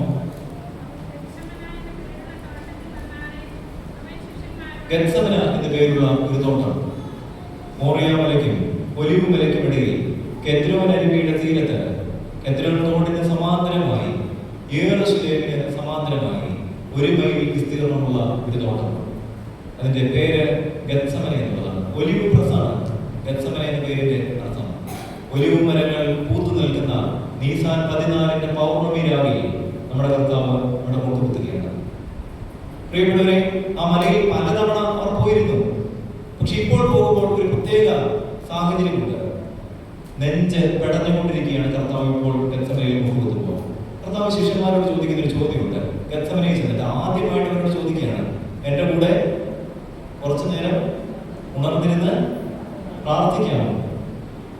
ശിഷ്യന്മാരെ ഉറങ്ങിപ്പോയി. ഇവിടെ കുറച്ചു നേരം ഉണർന്നിരുന്ന് പ്രാർത്ഥിക്കാമോ എന്ന് ചോദിച്ചു. ഈ ഗത്സമൻ തോട്ടത്തിൽ നമ്മുടെ കർത്താവ് മുട്ടുകുത്തുകയാണ്. അവിടെ വലിയൊരു മൽപ്പിടുത്തം നടക്കുന്നുണ്ട്. ആ മൽപ്പിടുത്തം എന്തെന്നോ, ദൈവത്തിന്റെ ഇഷ്ടവും മനുഷ്യന്റെ ഇഷ്ടവും തമ്മിലുള്ള മൽപ്പിടുത്തത്തിന്റെ സ്ഥലമാണ് ഗത്സമന.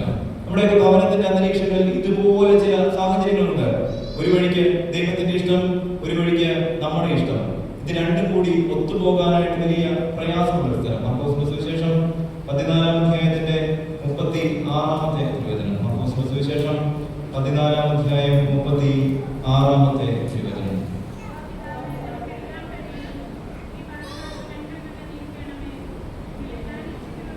കർത്താവ് പ്രാർത്ഥിക്കുകയാണ്, അപ്പാ ഈ പാനപാത്രം ഒന്ന് നീക്കി തരാമോ? ഗത്സമന തോട്ടത്തിൽ മുട്ടുകുത്തിയിട്ട് അവൻ ചോദിക്കുകയാണ്, അപ്പാ ഈ പാനപാത്രം നാളെ സഹിക്കാതിരിക്കുന്ന കഷ്ടത ഒന്ന് നീക്കി തരാമോ? എന്നോട് ചേർന്ന് പ്രാർത്ഥിക്കുകയാണ്, അപ്പാ എന്റെ ഹിതമല്ല നിന്റെ ഹിതം നടന്നാൽ മതി. പ്രിയപ്പെട്ടവരുടെ ജീവിതത്തിന്റെ വഴിത്താരകളിൽ ചില നൊമ്പരങ്ങളിൽ നമ്മൾ പ്രാർത്ഥിക്കേണ്ട പ്രാർത്ഥനയാണ് ഗത്സമൻ തോട്ടത്തിന്റെ പ്രാർത്ഥന. ഞങ്ങളുടെ ഹിതമല്ല കർത്താവേ, ഞങ്ങൾക്ക് ഇന്നതൊക്കെ ആഗ്രഹം, ഞങ്ങളുടെ കുഞ്ഞുങ്ങൾ ഇതുപോലെ ആകണം, ഞങ്ങളുടെ ജീവിതം ഇങ്ങനെയൊക്കെ ആയി തീരണം, കുഴപ്പമില്ലാതെ ഞങ്ങൾക്കൊക്കെ പോകണം. പക്ഷെ ദൈവമേ, എന്റെ ഹിതം നടക്കണ്ട, നിന്റെ ഹിതം നടന്നാൽ മതി.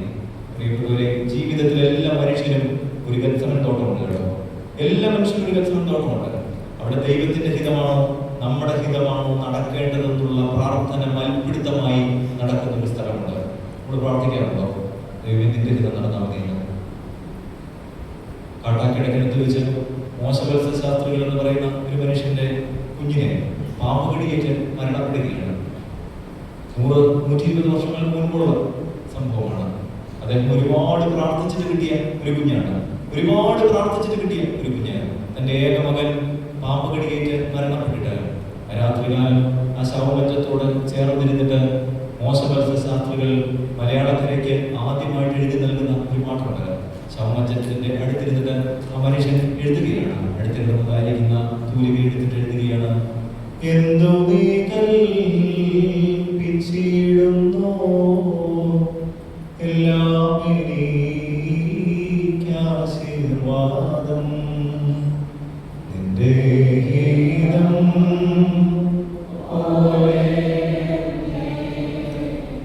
നിത്യം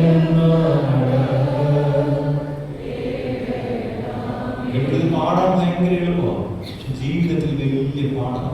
നമ്മളോർത്തെ നമ്മുടെ ഇഷ്ടത്തിന് വേണ്ടി നമ്മളിങ്ങനെ വാശിപ്പിക്കുമ്പോൾ നമ്മൾ പ്രാർത്ഥിക്കണം, നിന്റെ ഇഷ്ടം നടന്നാൽ മതി. അപ്പൊ ഞങ്ങളുടെ ഇഷ്ടം നടക്കണ്ട, ദൈവത്തിന്റെ ഹിതം എന്താണെന്നോ ഈ കാര്യത്തിൽ അത് നടന്നാൽ മതി. ഞങ്ങളുടെ കുഞ്ഞുങ്ങളുടെ കാര്യത്തിൽ, വിവാഹത്തിന്റെ കാര്യത്തിൽ, എന്റെ വ്യക്തിപരമായ ജീവിതത്തിന്റെ കാര്യത്തിൽ ദൈവമേ നിന്റെ ഇഷ്ടം നടന്നാൽ മതി. എല്ലാ മനുഷ്യരും ഒരു ഗത്സമൻ തോട്ടമുണ്ട് കേട്ടോ. അവിടെ കിടന്ന് നമ്മളിങ്ങനെ വാശി പിടിക്കുക, എന്റെ ഹിതം നടക്കണം, എന്റെ ഹിതം മാത്രമേ നടക്കാവൂ. പ്രിയപ്പെട്ടവരെ, ദൈവഹിതം നടന്നാൽ മതി എന്ന് മുട്ടുകുത്തിയിട്ട് പറയാനായിട്ട് ഒരു മനുഷ്യന് പറ്റുന്നുണ്ടെങ്കിൽ തമ്പുരാൻ ഇറങ്ങി വരും. അതുകൊണ്ടാണ് സ്വർഗത്തിൽ നിന്നൊരു മാലാഖ അവനെ ശക്തിപ്പെടുത്താൻ വേണ്ടി എവിടെ ഇറങ്ങുമെന്ന്? തോട്ടത്തിൽ ഇറങ്ങുന്നു. ഏത് തോട്ടത്തിൽ? ഗത്സമൻ തോട്ടത്തിൽ ഇറങ്ങുന്നു. പ്രിയപ്പെട്ടവരെ, സ്വർഗത്തിൽ നിന്നൊരു മാലാഖ അവനെ ശക്തിപ്പെടുത്താനായിട്ട് ആ തോട്ടത്തിലേക്ക് ഇറങ്ങി വന്നു. പ്രാർത്ഥനയ്ക്ക് ദൈവഹിതം നടന്നാൽ മതി എന്നൊന്ന് ആഗ്രഹിച്ചു നോക്കിയേ. പ്രിയപ്പെട്ടവരെ, കർത്താവിന്റെ മാലാഖ ഇറങ്ങി വരും, ശക്തി തരും. നമ്മൾ തളർന്നു പോകത്തില്ല കേട്ടോ, വീണ് പോകത്തില്ല. തളരാൻ നമ്മൾ തുടങ്ങുമ്പോഴേക്കും മാലാഖ വന്ന് ചേർത്ത് പിടിക്കും. ദൈവഹിതം നടക്കുന്നിടത്ത് മാലാഖ ഉണ്ടാകും. ഇതേ തോട്ടത്തിൽ വെച്ച് നമ്മുടെ കർത്താവ് സ്നേഹത്താൽ കബളിപ്പിക്കപ്പെടുമ്പോൾ, സ്നേഹം കൊണ്ട് ക്രിസ്തു കബളിപ്പിക്കപ്പെടുകയാണ്. ഇതേ തോട്ടത്തിൽ വെച്ച് സ്നേഹം പറ്റിപ്പിക്കപ്പെടുമ്പോൾ, പറ്റിപ്പിക്കുമോ? സ്നേഹം പറ്റിപ്പിക്കുമോ? ഞങ്ങളെ ആരും പറ്റിച്ചിട്ടൊന്നുമില്ല. ഞാനൊരു ഉദാഹരണം പറയാം, വേദപുസ്തകത്തിൽ നിന്നല്ല ഉദാഹരണം. ഈ സ്നേഹം കബളിപ്പിക്കപ്പെടുമെന്നുള്ളതിന്റെ ഏറ്റവും നല്ല ഉദാഹരണമായിട്ട് MD വാസുദേവൻ നായർ അദ്ദേഹം ഉണ്ടാക്കിയ ഒരു നാടകത്തിന്റെ മുന്നിലാണ് ഈ ഒരു സംഭവം രേഖപ്പെടുത്തിയിരിക്കുന്നത്. അത് പറയുമ്പോൾ കുറെ കൂടി ഭംഗിയായിട്ട് മനസ്സിലാക്കും. അതിന്റെ ഉള്ളടക്കം എങ്ങനെയാണ്? ഭാരതത്തിൽ ഛായാമുഖി എന്ന പേരുള്ള ഒരു കണ്ണാടി ഉണ്ട്. ഈ കണ്ണാടിയുടെ പ്രത്യേകത, ആരിതിൽ നോക്കിയാലും താൻ ഏറ്റവും കൂടുതൽ സ്നേഹിക്കുന്ന ആളുടെ മുഖം കണ്ണാടിയിൽ വരും. നമ്മളിപ്പോൾ വീട്ടിലെ കണ്ണാടി നോക്കി ആരുടെ മുഖം വരും? നമ്മുടെ മുഖം വരും. ഈ കണ്ണാടി നോക്കി ആരുടെ മുഖം വരും? ഏറ്റവും കൂടുതൽ സ്നേഹിക്കുന്ന ആളുടെ മുഖം വരും. ഇത് ആദ്യം കിട്ടിയത് ഭീമന്റെ ഭാര്യയായിരുന്ന ഹിഡുംബിയുടെ കയ്യിലാണ്. വീട്ടിൽ ഭീമന്റെ കാര്യങ്ങൾ നോക്കിക്കഴിഞ്ഞപ്പം തൻ്റെ ഭർത്താവിൻ്റെ മുഖം വന്നു, ചേട്ടായുടെ മുഖം വന്നു. അപ്പോൾ ഭയങ്കര സന്തോഷമായി. കാര്യം എന്താ? സ്നേഹിക്കുന്ന ആരെയാണ്? ഭർത്താവിനെയാണ്. പക്ഷെ സ്ത്രീകളെ സംബന്ധിച്ചുണ്ടല്ലോ അവർക്ക് അങ്ങനെ ഒരു സംശയമില്ല. എന്തായിരിക്കും? അങ്ങനെ ആരെയായിരിക്കും സ്നേഹിക്കുന്നത്? ഈ ചേച്ചി ഓടിച്ചത് ഹിഡുപ്പി ഓടിച്ചത് ഭീമനോട് പറഞ്ഞു, ഒന്ന് നോക്കിയെന്ന് പറഞ്ഞു. നമ്മളെ പോലെ തന്നെയായിരുന്നു ഭീമനും. ഭയങ്കര പേടിച്ചിട്ട് ഈ കണ്ണാടി നോക്കിയപ്പോൾ ആരാണ് നോക്കാൻ വന്നതെന്ന് അറിയാമോ? പാഞ്ചാലിയുടെ നോക്കാൻ വന്നത്. ഭാര്യയുടെ അല്ല, വേറെ പാഞ്ചാലിയുടെ നോക്കാൻ വന്നു. അപ്പൊ ഭീമനൊരു സങ്കടം, സംഭവം ചീറ്റി, കുടുംബജീവിതത്തിന്റെ അടിയായി. അപ്പൊ ഭീമൻ ഈ കണ്ണാടിയായിട്ട് ഓടിച്ചെന്നിട്ട് പാഞ്ചാലിയോട് പറഞ്ഞു, ഒന്ന് നോക്കിയെന്ന് പറഞ്ഞു. കാര്യം എന്താണോ? അവൾ കാര്യമുള്ള ഏറ്റവും കൂടുതൽ സ്നേഹം എന്ന് അറിയുന്നത്. പാഞ്ചാലി നോക്കിയപ്പോൾ ആരെയുണ്ടെന്ന് അറിയാമോ? അർജുനനെയാണ്.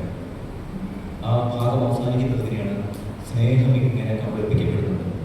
ഇത്രയും നേരം പറഞ്ഞതിൽ നമ്മുടെ ആന്റിമാർക്ക് ഏറെ ഇഷ്ടപ്പെട്ടൊരു കാര്യമില്ല. അവരെന്തെങ്കിലും നോക്കുന്നറിയാമോ? നാട്ടിലെങ്ങാനും കണ്ണാടി ഉണ്ടോ? മേടിച്ച് ആന്റിമാരെ കണ്ണാടി പൊട്ടിപ്പോയി. ഇത് പൊട്ടിയില്ലായിരുന്നെങ്കിൽ അന്നേ നമ്മൾ പൊട്ടിപ്പോയായിരുന്നു. ഇവരുടെ സ്നേഹം ഇങ്ങനെ കബളിപ്പിക്കപ്പെടുന്നത് വേദപുസ്തകത്തിന്റെ ആദ്യ താൾ മുതൽ ഇങ്ങനെ കബളിപ്പിക്കപ്പെടുന്നുണ്ട്. ഉൽപ്പത്തി പുസ്തകത്തിന്റെ ആദ്യ താളുകളിൽ ഒരു സഹോദരൻ മറ്റൊരു സഹോദരനോട് പറയുന്നത്, ചേട്ടൻ അനിയനെ വിളിക്കുകയാണ്, കുഞ്ഞെ നമുക്ക് വയലിൽ വരെ ഒന്ന് പോയിട്ട് വരാം. മൂത്ത സഹോദരനായിരിക്കുന്ന കായേൻ ആബേലിനെ വിളിക്കുകയാണ്, നമുക്ക് വയലിൽ വരെ പോയിട്ട് വരാം. പക്ഷെ വയലിൽ ചെന്നപ്പോൾ എന്ത് ചെയ്തു? സംഭവം അട്ടിമറിഞ്ഞു. വീണ്ടും ഉൽപ്പത്തി പുസ്തകം 37 മുതൽ 50 വരെ സവിസ്തരം പ്രതിപാദിക്കുന്ന ഒറ്റ ഒരു വ്യക്തിയാണ് ജോസഫ്. ജോസഫ് സഹോദരന്റെ അടുത്തിലേക്ക് ചെല്ലുകയാണ്. പ്രിയപ്പെട്ടവരെ, ആരാ ജോസഫിനെ ചതിച്ചത്? നമ്മളാണോ? അല്ല. ആരെ ചതിച്ചത്? സഹോദരനാണ്. കായേൻ ആരെയാ ചതിച്ചത്? സഹോദരനെ. ഉൽപ്പത്തി പുസ്തകത്തിൽ തന്നെ പ്രതിപാദിക്കുകയാണ് ചതിയുടെ നീണ്ട കഥകൾ. ഇസഹാക്കിന്റെ 2 മക്കൾ ഏശാവും യാക്കോബും. അവരുടെ ഇടയിൽ എന്ത് നടക്കുകയാണ്? ചതി നടക്കുകയാണ്. പ്രിയപ്പെട്ട, ഉൽപ്പത്തി പുസ്തകത്തിൽ മാത്രം നിരവധി ചതികൾ നടക്കുമ്പോൾ ഏതോസം താഴെ ഇങ്ങനെ വായിച്ചു നോക്കിക്കഴിഞ്ഞാൽ ഇഷ്ടം പോലെ സ്നേഹം ഇങ്ങനെ പറ്റിപ്പിക്കപ്പെടുന്നുണ്ട്. പ്രിയപ്പെട്ട, സ്നേഹം കബളിപ്പിക്കപ്പെടുകയാണ്. അതുകൊണ്ടാണ് ന്യായാധിപന്മാരുടെ പുസ്തകം ജഡ്ജസ് ചാപ്റ്റർ 16 ഒരു വലിയ ചതിയെ കുറിച്ച് പറയുക. എന്റെ മുന്നിലിരിക്കുന്ന ചെറുപ്പക്കാർക്ക് അത് കുറച്ചും കൂടി മനസ്സിലാവും. ശിംശോൻ എന്ന് പറയുന്ന മനുഷ്യൻ ഒരു പെൺകുട്ടിയെ ഇഷ്ടപ്പെട്ടു. തെറ്റാണോ? അപ്പൊ ഇഷ്ടപ്പെട്ടു. എന്നെ പെൺകുട്ടി ഇഷ്ടപ്പെട്ടു. അവരുടെ പേരാണ് ദലീല. എന്താണ് നമ്മുടെ പേര്? ദലീല. അപ്പൊ ദലീല ഇഷ്ടപ്പെട്ടു. അങ്ങനെ ദലീല ഇഷ്ടപ്പെട്ട മാസത്തിൽ അവരിങ്ങനെ സന്തോഷത്തോടു കൂടി ഇരിക്കുകയാണ്. അങ്ങനെ അവരിങ്ങനെ സന്തോഷത്തോടു കൂടി ഇരിക്കുമ്പോൾ ദലീലയ്ക്ക് പണം കൊടുത്തിട്ട് ശിംശോന്റെ രഹസ്യം ചോർത്താനായിട്ട് ഫെലിസ്ത്യർ ദലീലയോട് പറയുന്നത്. ശിംശോന്റെ ഹൃദയത്തോട് ഏറ്റവും ചേർന്നിരിക്കുന്ന ആളാണ് ദലീല. പക്ഷേ ദലീലയാൽ ശിംശോൻ ചതിക്കപ്പെടുകയാണ്. ന്യായാധിപന്മാരുടെ പുസ്തകം 16-ാം അധ്യായം ഈ ചതിയുടെ കഥ പറയുന്ന ഒരു അധ്യായമാണ്. ദലീലയാൽ ശിംശോൻ ചതിക്കപ്പെട്ടു. എനിക്ക് തോന്നുന്നു ഇപ്പൊ ചോദിക്കുകയാണെങ്കിൽ നമ്മൾ പറയും, ദലീല എന്ത് ചെയ്തിട്ട് പോയേ? കേരളത്തിലാണ് പറഞ്ഞത്, ദലീല ശിംശോനെ തേച്ചിട്ട് പോയി അല്ലേ? ദലീലയാൽ ചതിക്കപ്പെട്ട് ശിംശോന്റെ ശക്തി മുഴുവൻ പോയി. ശിംശോൻ മരണത്തിന്റെ പടുകുഴിയിലേക്ക് വീണു പോകുന്ന അവസ്ഥ. സ്നേഹം എങ്ങനെ ചതിക്കുന്നുണ്ട്? നിങ്ങൾ തന്നെ ആലോചിച്ച്, കൂടെ ഉണ്ടാവുന്ന പറഞ്ഞ ആരെങ്കിലും കൂടെ ഉണ്ടോ? ഇല്ല. ഞങ്ങൾ ചങ്കാണെന്നൊക്കെ പറഞ്ഞുതരാം. കൂടെ ഉണ്ടാവും, ഞങ്ങൾ ചങ്കാണ്, ഞങ്ങൾ അങ്ങനെയാണ് ഇങ്ങനെയാണ്. ഇവരുടെ ആവശ്യ നേരത്ത് ആരും കൂടെ ഇല്ലല്ലോ. ഓർക്കണമേ, സ്നേഹം കബളിപ്പിക്കപ്പെട്ട സ്ഥലത്തിന്റെ പേര് കൂടിയാണ് ഗത്സമന. പക്ഷെ സ്നേഹം കബളിപ്പിക്കപ്പെട്ടിട്ടും കൂടെ ഉണ്ടായിരുന്ന മനുഷ്യരെ കൂടിപ്പോയിട്ടും കർത്താവ് പ്രാർത്ഥിച്ചത് അപ്പന്റെ ഇഷ്ടം നടന്നാൽ മതി എന്നാണ്. ഇവിടെ നമ്മുടെ കൂടെയുള്ള മനുഷ്യരൊക്കെ നമ്മളെ ചതിച്ചോട്ടെ, ആരും കൂടെ ഇല്ലാതായി പോട്ടെ, ഒറ്റയ്ക്ക് നിൽക്കുമ്പോഴും ആര് നമ്മളെ സഹായത്തിന് വരുമെന്നോ? മാലാഖ ധൈര്യപ്പെടുത്താനായിട്ട് നമ്മളുടെ വീടാകുന്ന ഗത്സമന തോട്ടത്തിലേക്ക് ഇറങ്ങി വരും. ദൈവത്തിന്റെ ഇഷ്ടം നടന്നാൽ മതി എന്ന് ഒരപ്പനും അമ്മയും ചേർന്ന് എല്ലാ ദിവസവും പ്രാർത്ഥിച്ചാൽ, അപ്പ ഞങ്ങളുടെ കുഞ്ഞുങ്ങളെ കുറിച്ച് ദൈവത്തിന്റെ ഇഷ്ടം നടന്നാൽ മതി, ഞങ്ങളുടെ ജീവിതത്തിൽ ജോലി കാര്യത്തിൽ ദൈവത്തിന്റെ ഇഷ്ടം നടന്നാൽ മതി എന്ന് ഒരു കുടുംബം പ്രാർത്ഥിച്ചാൽ, ആ വീട്ടിൽ വരുന്ന നൊമ്പരങ്ങളുടെ മധ്യത്തിൽ ബാക്കിയുള്ള ആരും സഹായത്തിനില്ല എങ്കിൽ എല്ലാവരും ഓടി പറഞ്ഞാൽ, കൂടെയുള്ളവരൊക്കെ ചതിച്ചാൽ പോലും ആ വീട്ടിലെ സഹായത്തിന് മാലാഖ ഇറങ്ങി വരികയാണ്, ചേർത്ത് പിടിക്കും. രണ്ടാമതായിട്ട് നമ്മൾ ഓർത്തെടുത്ത സ്ഥലത്തിന്റെ പേരാണ് ഗത്സമന. ഒന്നാമത്തെ സ്ഥലം ഏതായിരുന്നു? ഒന്നാമത്തെ സ്ഥലം ഗബത. എന്ന് പറഞ്ഞേ എന്തായിരുന്നു? ഗബത. രണ്ടാമത്തെ സ്ഥലം, മൂന്നാമത്തെ സ്ഥലമാണ് നമ്മുടെ കർത്താവ് കഷ്ടാനുഭവങ്ങളുടെ നാളിൽ സഞ്ചരിച്ച സ്ഥലം ഗോകുൽത്ത. യോഹന്നാന്റെ സുവിശേഷം 19-ാമധ്യായം 17-ാമത്തെ തിരുവചനം. യോഹന്നാന്റെ സുവിശേഷം 19-ാമധ്യായം 17-ാമത്തെ തിരുവചനം വായിക്കാമോ?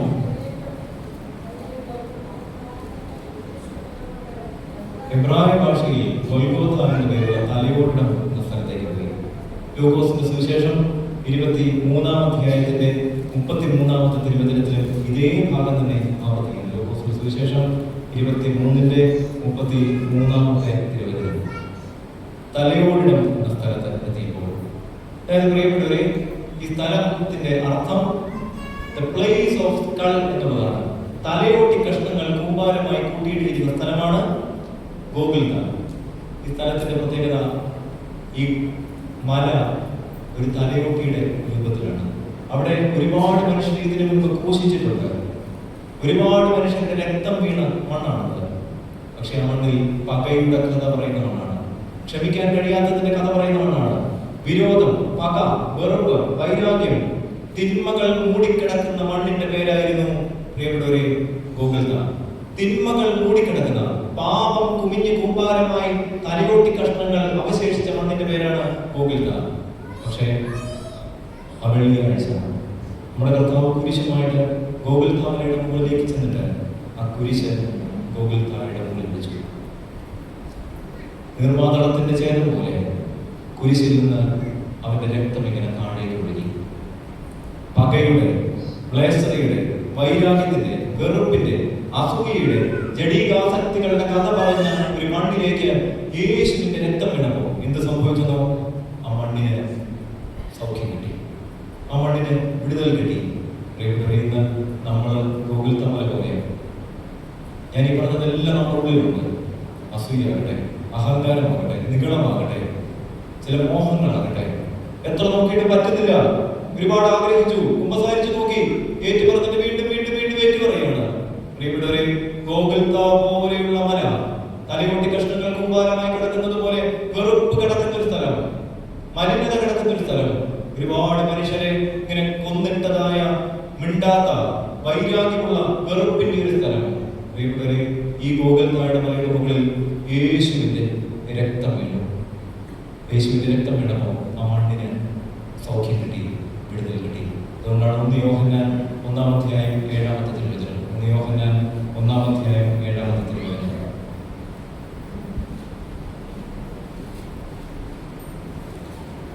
യേശുവിന്റെ രക്തം സകല പാപവും പോക്കി നമ്മെ ശുദ്ധീകരിക്കുന്നു. ഒന്ന് പറയാമോ? യേശുവിന്റെ രക്തം സകല പാപവും പോക്കി. പ്രിയപ്പെട്ടവരെ, യേശുവിന്റെ രക്തം വേണം. ഇനിയുള്ള നാളുകൾ, പകുതി നോമ്പ് കഴിഞ്ഞ് ഇനി കഷ്ടാനുഭവത്തിന്റെ നാളുകളിലേക്ക് നമ്മൾ വരിക. നമ്മൾ ആഗ്രഹിക്കണം, ദൈവമേ, എന്റെ കുടുംബത്തിൽ ഇത് വെറുപ്പുണ്ട്, ക്ഷമിക്കാനായിട്ട് പറ്റുന്നില്ല, കലഹമുണ്ട്, ഞങ്ങളുടെ വീടിന് ഒരു ഗോകുൽത്ത മല പോലെയാണ്, എല്ലാവിധമായിരിക്കുന്ന മലിനതകളും അവിടെയുണ്ട്, ഞങ്ങളുടെ ഹൃദയം ഇന്ന് അതുപോലെയാണ്. അതിനാലെ നിന്റെ കുരിശും നിന്റെ രക്തവും ഞങ്ങളുടെ ജീവിതത്തിൽ നിന്ന് വീണാൽ ഞങ്ങളുടെ ജീവിതം കൃപയുടെ മണ്ണാകും. ഇന്ന് ഗോകുൽത്തായുടെ മണ്ണ് ഒരു ദേവാലയം ഇരിക്കുന്ന സ്ഥലമാണ്. ഇന്ന് കൃപയുടെ മണ്ണാണത്. അവിടെ നിന്ന് സൗഖ്യം ഒഴുകുന്നുണ്ട്, അവിടെ നിന്ന് നന്മകൾ ഒഴുകുന്നുണ്ട്. പ്രിയപ്പെട്ടവരെ, ഗോകുൽത്തായുടെ മണ്ണിൽ വീണത് കർത്താവിന്റെ ചോരയാണ് കേട്ടോ. ഈ കഷ്ടാനുഭവത്തിന്റെ നാളുകളിൽ യേശുവിന്റെ തിരുകുരിശും യേശുവിന്റെ തിരുരക്തവും ഹൃദയത്തിൽ വീഴണമെന്ന് നമ്മളൊന്ന് ആഗ്രഹിക്കണം. മിസ്രൈമിൽ നിന്നുള്ള വിടുതൽ ലഭിച്ചത് കുഞ്ഞാടിന്റെ രക്തം വഴിയായിട്ടാണ്. പഴയ നിയമത്തിന്റെ നാളിൽ കുഞ്ഞാടിന്റെ രക്തം വഴിയായിട്ട് പഴയ നിയമത്തിന്റെ നാളിൽ വിടുതൽ ലഭ്യമായെങ്കിൽ പുതിയ നിയമത്തിന്റെ നാളിൽ പറയുകയാണ് യേശുവിന്റെ രക്തം വഴി സകലത്തിനും ഒരു വിടുതൽ ലഭിക്കും. പ്രിയപ്പെട്ടവരെ, എന്താ യേശുവിന്റെ രക്തം? നമ്മൾ ഈ പള്ളി കൂദാശ കണ്ടിട്ടുണ്ടോ? ഇനി കണ്ടില്ലെങ്കിൽ കാണാൻ വേണ്ടി പോകണ്ട. പള്ളി കൂദാശ നടക്കുമ്പോൾ പള്ളിയുടെ വാതിലും ജനലും അങ്ങനെയുള്ള സാധനങ്ങളെല്ലാം കാട്ടിലെ തേക്കിൽ നിന്നോ വീട്ടിൽ നിന്നോ എല്ലാ സാധനമൊക്കെ എടുത്തിട്ടാണെങ്കിലും ഇതിങ്ങനെ രൂപകൽപ്പന ചെയ്ത് അത് വളരെ ഭംഗിയായി ഈ വാതിലൊക്കെ ആക്കി വെക്കും. വനത്തിൽ കിടന്ന മരമാണ്, വന്യമായതായിരുന്നു. മേൽപ്പെട്ടക്കാരൻ ആ കൂദാശയുടെ പ്രധാനപ്പെട്ട ദിവസം കയ്യിൽ ഒരു തൈലം എടുത്തിട്ട് പ്രധാന വാതിലിലും മറ്റെല്ലാ വാതിലിലും വരയ്ക്കുകയാണ്. കുരിശടയാളം വരയ്ക്കുമ്പോൾ വനത്തിൽ കിടന്ന് വന്യമായിരുന്നത് ധന്യമായി തീരുകയാണ്. മെഴുകുതിരി കാലുകൾ ഇങ്ങനെയുള്ള എല്ലാത്തിലും മൂറോൻ കൊണ്ട് കുരിശടയാളം വരയ്ക്കുമ്പോൾ വന്യമായതെല്ലാം കൃപയുടെ ധന്യമായി തീരുകയാണ്. ഇവിടെ യേശുവിന്റെ രക്തത്തിന്റെ അടയാളമാണ് മൂറോൻ. മൂറോൻ എന്തിന്റെ സുഗന്ധമാണോ? എന്തിന്റെ സുഗന്ധമാണ്?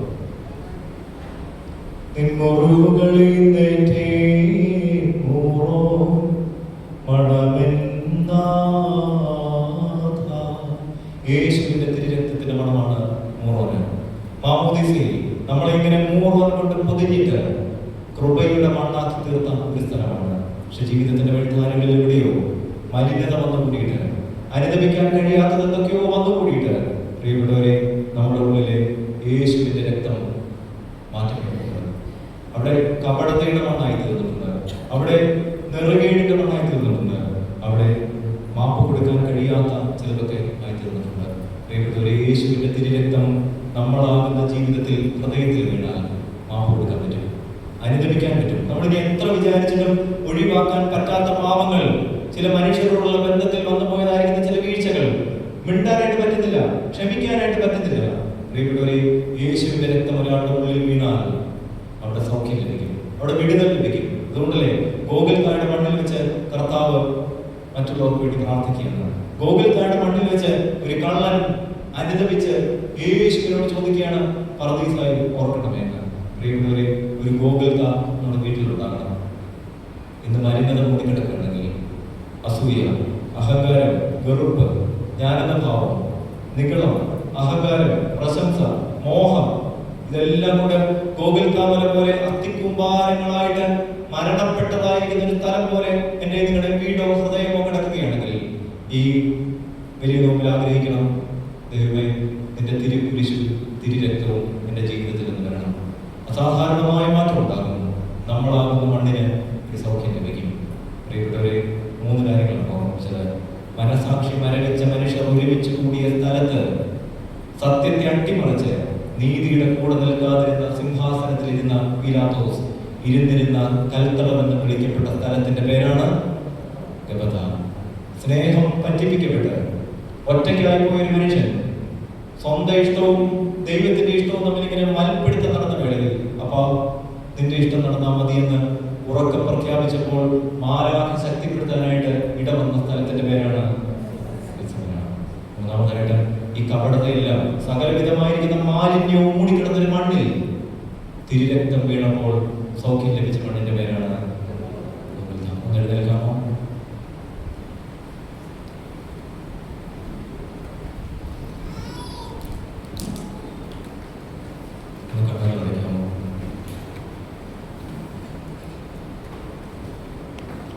യേശുവിന്റെ കുരിശ് നമ്മുടെ മനസ്സിലേക്ക് കൊണ്ടുപോകുന്നത്. ഇവിടെ കർത്താവ് ഗോകുൽത്തായുടെ മലയുടെ മുകളിലേക്ക് നടന്നു നീങ്ങുകയാണ്. ഭാരമേറിയ കുരിശ് ഗോകുൽത്തായുടെ മലയുടെ മുകളിൽ വയ്ക്കുകയാണ്. കുരിശിൽ നിന്ന് രക്തം ഇങ്ങനെ ഇറ്റിച്ചൊഴുകുകയാണ്. കുരിശിൽ നിന്ന് രക്തം ഗോകുൽത്തായുടെ മണ്ണിലേക്ക് ഇങ്ങനെ ഇറ്റിച്ചൊഴുകുമ്പോൾ, ദൈവമേ, ആ മണ്ണിനൊരു വിടുതൽ ലഭ്യമായല്ലോ. ഒരിക്കലും വിടുതൽ ലഭ്യമാകത്തില്ല എന്ന് കരുതിയൊരു മണ്ണ്, തലയോട്ടി കഷ്ണങ്ങൾ കൂമ്പാരമായി കുമിഞ്ഞു കൂടിയൊരു മണ്ണ്. പക്ഷെ ആ മണ്ണിൽ ക്ഷമിക്കാനായിട്ട് പറ്റുന്നുണ്ടല്ലോ. ദൈവമേ, ഞങ്ങൾ ഇന്ന് യഥാർത്ഥത്തിൽ ഒരു ഗോകുൽത്തയാണ്. എത്ര കുമ്പസാരിച്ചിട്ടും ഒരുപാട് ആഗ്രഹിച്ചിട്ടും ദൈവമേ, ഈ മണ്ണൊന്ന് വിശുദ്ധീകരിക്കാനായിട്ട് പറ്റുന്നില്ല. ഹൃദയത്തിന്റെ നിലം വിശുദ്ധീകരിക്കാനായിട്ട് പറ്റുന്നില്ല കർത്താവേ. ഓ ദൈവമേ, ഞങ്ങൾ ആഗ്രഹിക്കുകയാണ് അങ്ങയുടെ തിരുരക്തം ഞങ്ങളുടെ ജീവിതത്തിൽ നിന്ന് വീഴണം. ഒന്നിനു പിന്നാലെ ഒന്നൊന്നായി പാപങ്ങൾ ഇങ്ങനെ ഏറെ വരുന്നുണ്ട്. ചില മനുഷ്യരോടൊന്നും ക്ഷമിക്കാൻ പറ്റുന്നില്ല. ഹൃദയത്തിൽ ഇങ്ങനെ വെറുപ്പ് വെച്ച് പുലർത്തുകയാണ്. ചില മലിനതകളൊക്കെ ഇങ്ങനെ ജീവിതത്തിൽ അനുദിനം വന്നു പോവുകയാണ്. ദൈവമേ, അഹങ്കാരം എത്ര നോക്കിയിട്ട് പറ്റുന്നില്ല ഞങ്ങൾക്ക് വിനയപ്പെടാൻ. പെട്ടെന്ന് ഞങ്ങൾ കോപിക്കുകയാണ്. ദൈവമേ, ചില മനുഷ്യരോടൊക്കെ ഞങ്ങളിങ്ങനെ കള്ളത്തരമൊക്കെ പറഞ്ഞ് ഗബഥയിലെ സിംഹാസനത്തിലെ പോലെ നീതിക്ക് നിരക്കാത്തതൊക്കെ പറഞ്ഞ് ഒരുപാട് മനുഷ്യരെ മുറിപ്പെടുത്തിയിട്ടുണ്ട് ദൈവമേ. ചില മനുഷ്യരൊക്കെ ഞങ്ങളെ ഓർക്കുന്നത് മുറിപ്പെടുത്തിയതിൻ്റെ പശ്ചാത്തലത്തിലാണല്ലോ. യേശുവെ, സ്നേഹത്തെയൊക്കെ ഞങ്ങൾ പറ്റിപ്പിച്ചിട്ടുണ്ട്. പുറത്ത് ചിരിച്ച് കാണിച്ചിട്ട് അകത്തൊരു തരിപ്പ് പോലും സ്നേഹമില്ലാത്ത അവസ്ഥ. ഞങ്ങളുടെ വീട്ടിലായിരിക്കുന്ന ജീവിത പങ്കാളിയോട്, ഞങ്ങളുടെ സഹോദരങ്ങളോട് ചില വേളകളിലൊക്കെ എനിക്ക് വെറുപ്പ് വന്നിട്ടുണ്ട് ദൈവമേ. അത്യാഗ്രഹം വന്നിട്ടുണ്ട് ദൈവമേ. ഇങ്ങനെ തലയോട്ടി കഷ്ണങ്ങൾ കൂമ്പാരമായി കിടക്കുന്ന എൻ്റെ വീട്, തലയോട്ടി കഷ്ണങ്ങൾ കൂമ്പാരമായി കിടക്കുന്ന പാപം നിറഞ്ഞു നിൽക്കുന്ന എൻ്റെ ഹൃദയം, ദൈവമേ, ഈ ഹൃദയത്തിലേക്ക് തിരുരക്തം ഇറ്റിറ്റ് വീഴണം. ഞങ്ങൾ ഈ നോമ്പിന്റെ നാളുകളിൽ ആഗ്രഹിക്കുന്നു അങ്ങയുടെ കുരിശും അങ്ങയുടെ രക്തവും ഞങ്ങളുടെ ജീവിതത്തിൽ വീഴണം എന്നാണ്. ഒരുപാട് 12:11 കുഞ്ഞാടിന്റെ രക്തം വിശുദ്ധീകരിച്ചല്ലോ. തമ്പുരാനെ, ഞങ്ങൾക്ക് ശക്തിയില്ല. ഒരുപാട് തവണ ഞങ്ങൾ ആഗ്രഹിച്ചതാണ് ഈ പാപം ഇനി ചെയ്യരുതെന്ന്, ഇനി ഈ ലഹരി വേണ്ടാന്ന്, ഈ അശുദ്ധമായിരിക്കുന്ന കൂട്ടുകെട്ടിലൂടെ പോകത്തില്ലെന്ന്, ഇനി ഇങ്ങനെയൊന്നും ഉണ്ടാവത്തില്ല. പക്ഷെ തമ്പുരാനെ പറ്റുന്നില്ല. എത്ര നോക്കിയിട്ടും പറ്റുന്നില്ല. ഹൃദയത്തിൽ നമ്മൾ ആഗ്രഹിച്ച് യേശുവിന്റെ തിരുരക്തത്തിന്റെ തുള്ളികൾ വീഴുന്ന ഒരു സമയം, തിരുരക്തം ഇങ്ങനെ നമ്മുടെ ജീവിതത്തിലേക്ക് ഇറ്റിറ്റ് വീഴുന്ന ഒരു സമയം. ഗെത്സമൻ തോട്ടത്തിന് ഗോകുൽത്താ മലയ്ക്ക് മാറ്റമുണ്ടായതുപോലെ, ഗോകുൽത്താ മലയുടെ കൃപ നിറഞ്ഞതുപോലെ നമ്മുടെ ഉള്ളിൽ കൃപ നിറയും. ഗോകുൽത്താ മല ഇത് വിശുദ്ധിയുടെ മണ്ണായതുപോലെ നമ്മുടെ ഹൃദയം വിശുദ്ധിയുടെ മണ്ണാകും. ആത്മാർത്ഥമായിട്ട് ആഗ്രഹിച്ച് തിരുരക്തത്തിന്റെ തുള്ളികൾ എൻ്റെ ജീവിതത്തിൽ വീഴണമെന്ന്. തിരുരക്തത്താൽ എന്നെ കഴുകേണമേ, തിരുചോരത്തുള്ളിയാൽ കഴുകണമേ. യേശുവിന്റെ രക്തം പാവത്തെ നീക്കും, തിരുചോരത്തുള്ളികൾ ഹൃദയത്തിൽ നൽകണേ. തിരുചോരത്തുള്ളിയാൽ കഴുകണമേ നാഥ, തിരുരക്തത്താൽ എന്നെ കഴുകണമേ. ഓ ദൈവമേ, എത്രയോ നാളുകളായി ഞങ്ങൾക്ക് നന്നായിട്ടൊന്ന് സംസാരിക്കണം. ഈ കഷ്ടാനുഭാഷയിൽ അങ്ങയുടെ കുരിശിൽ നിന്നൊഴുകിയ രക്തം എൻ്റെ ജീവിതത്തിൽ ഒന്ന് വീഴണം. യേശുവിൻ്റെ രക്തം സകല പാപവും പോക്കി നമ്മെ ശുദ്ധീകരിക്കും. പാപം ചെയ്യാതിരിക്കാനുള്ളൊരു കൃപ യേശുവിൻ്റെ രക്തം നമുക്ക് നൽകും. അവൻ നമുക്ക് വേണ്ടിയാണല്ലോ കാൽവറിയിലേക്ക് പോയത്. അവൻ നമുക്ക് വേണ്ടിയാണല്ലോ വലിയ ഭാരമുള്ള കുരിശെടുത്ത് കാൽവറിയിലേക്ക് നടന്നത്. എൻ്റെ അപ്പൻ ഞങ്ങൾക്ക് വേണ്ടിയാണല്ലോ കാൽവറിയിൽ അടിയേറ്റത്. ഞങ്ങളുടെ കുടുംബത്തെ രക്ഷിക്കാൻ വേണ്ടിയാണല്ലോ സ്വർഗത്തിലെ അപ്പ അവിടുന്ന് ബലിയായി തീർന്നത്. അങ്ങയുടെ ശരീരത്തിൽ നിന്ന്, തലയിൽ നിന്ന്, കൈകാലുകളിൽ നിന്നൊഴുകിയ തിരുരക്തം ഞങ്ങൾക്ക് വിടുതൽ നൽകണം.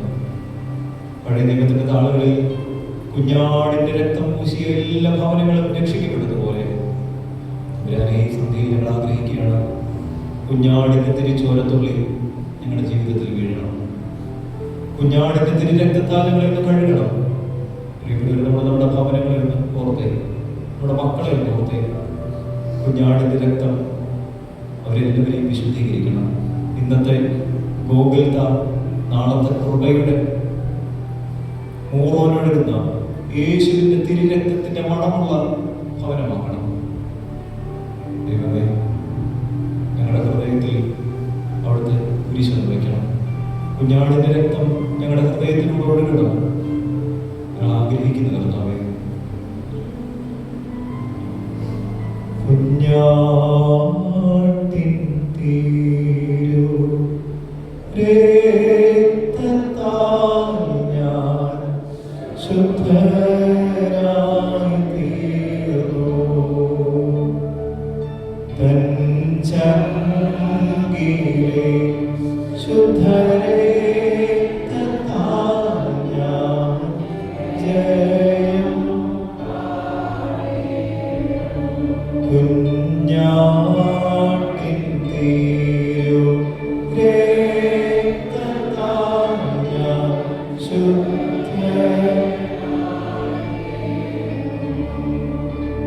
തൻ ചങ്കിലെ ശുദ്ധരേ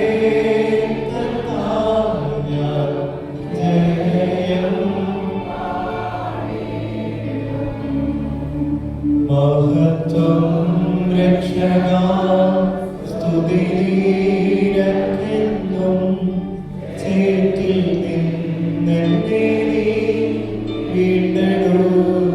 വീണ്ടെടുത്തതിനാൽ സ്തുതിക്കും നിന്നെ ഞാൻ ആയുസ്സിൻ നാളെല്ലാം നന്ദിയോടടി വണങ്ങും സ്തുതിക്കും നിന്നെ ഞാൻ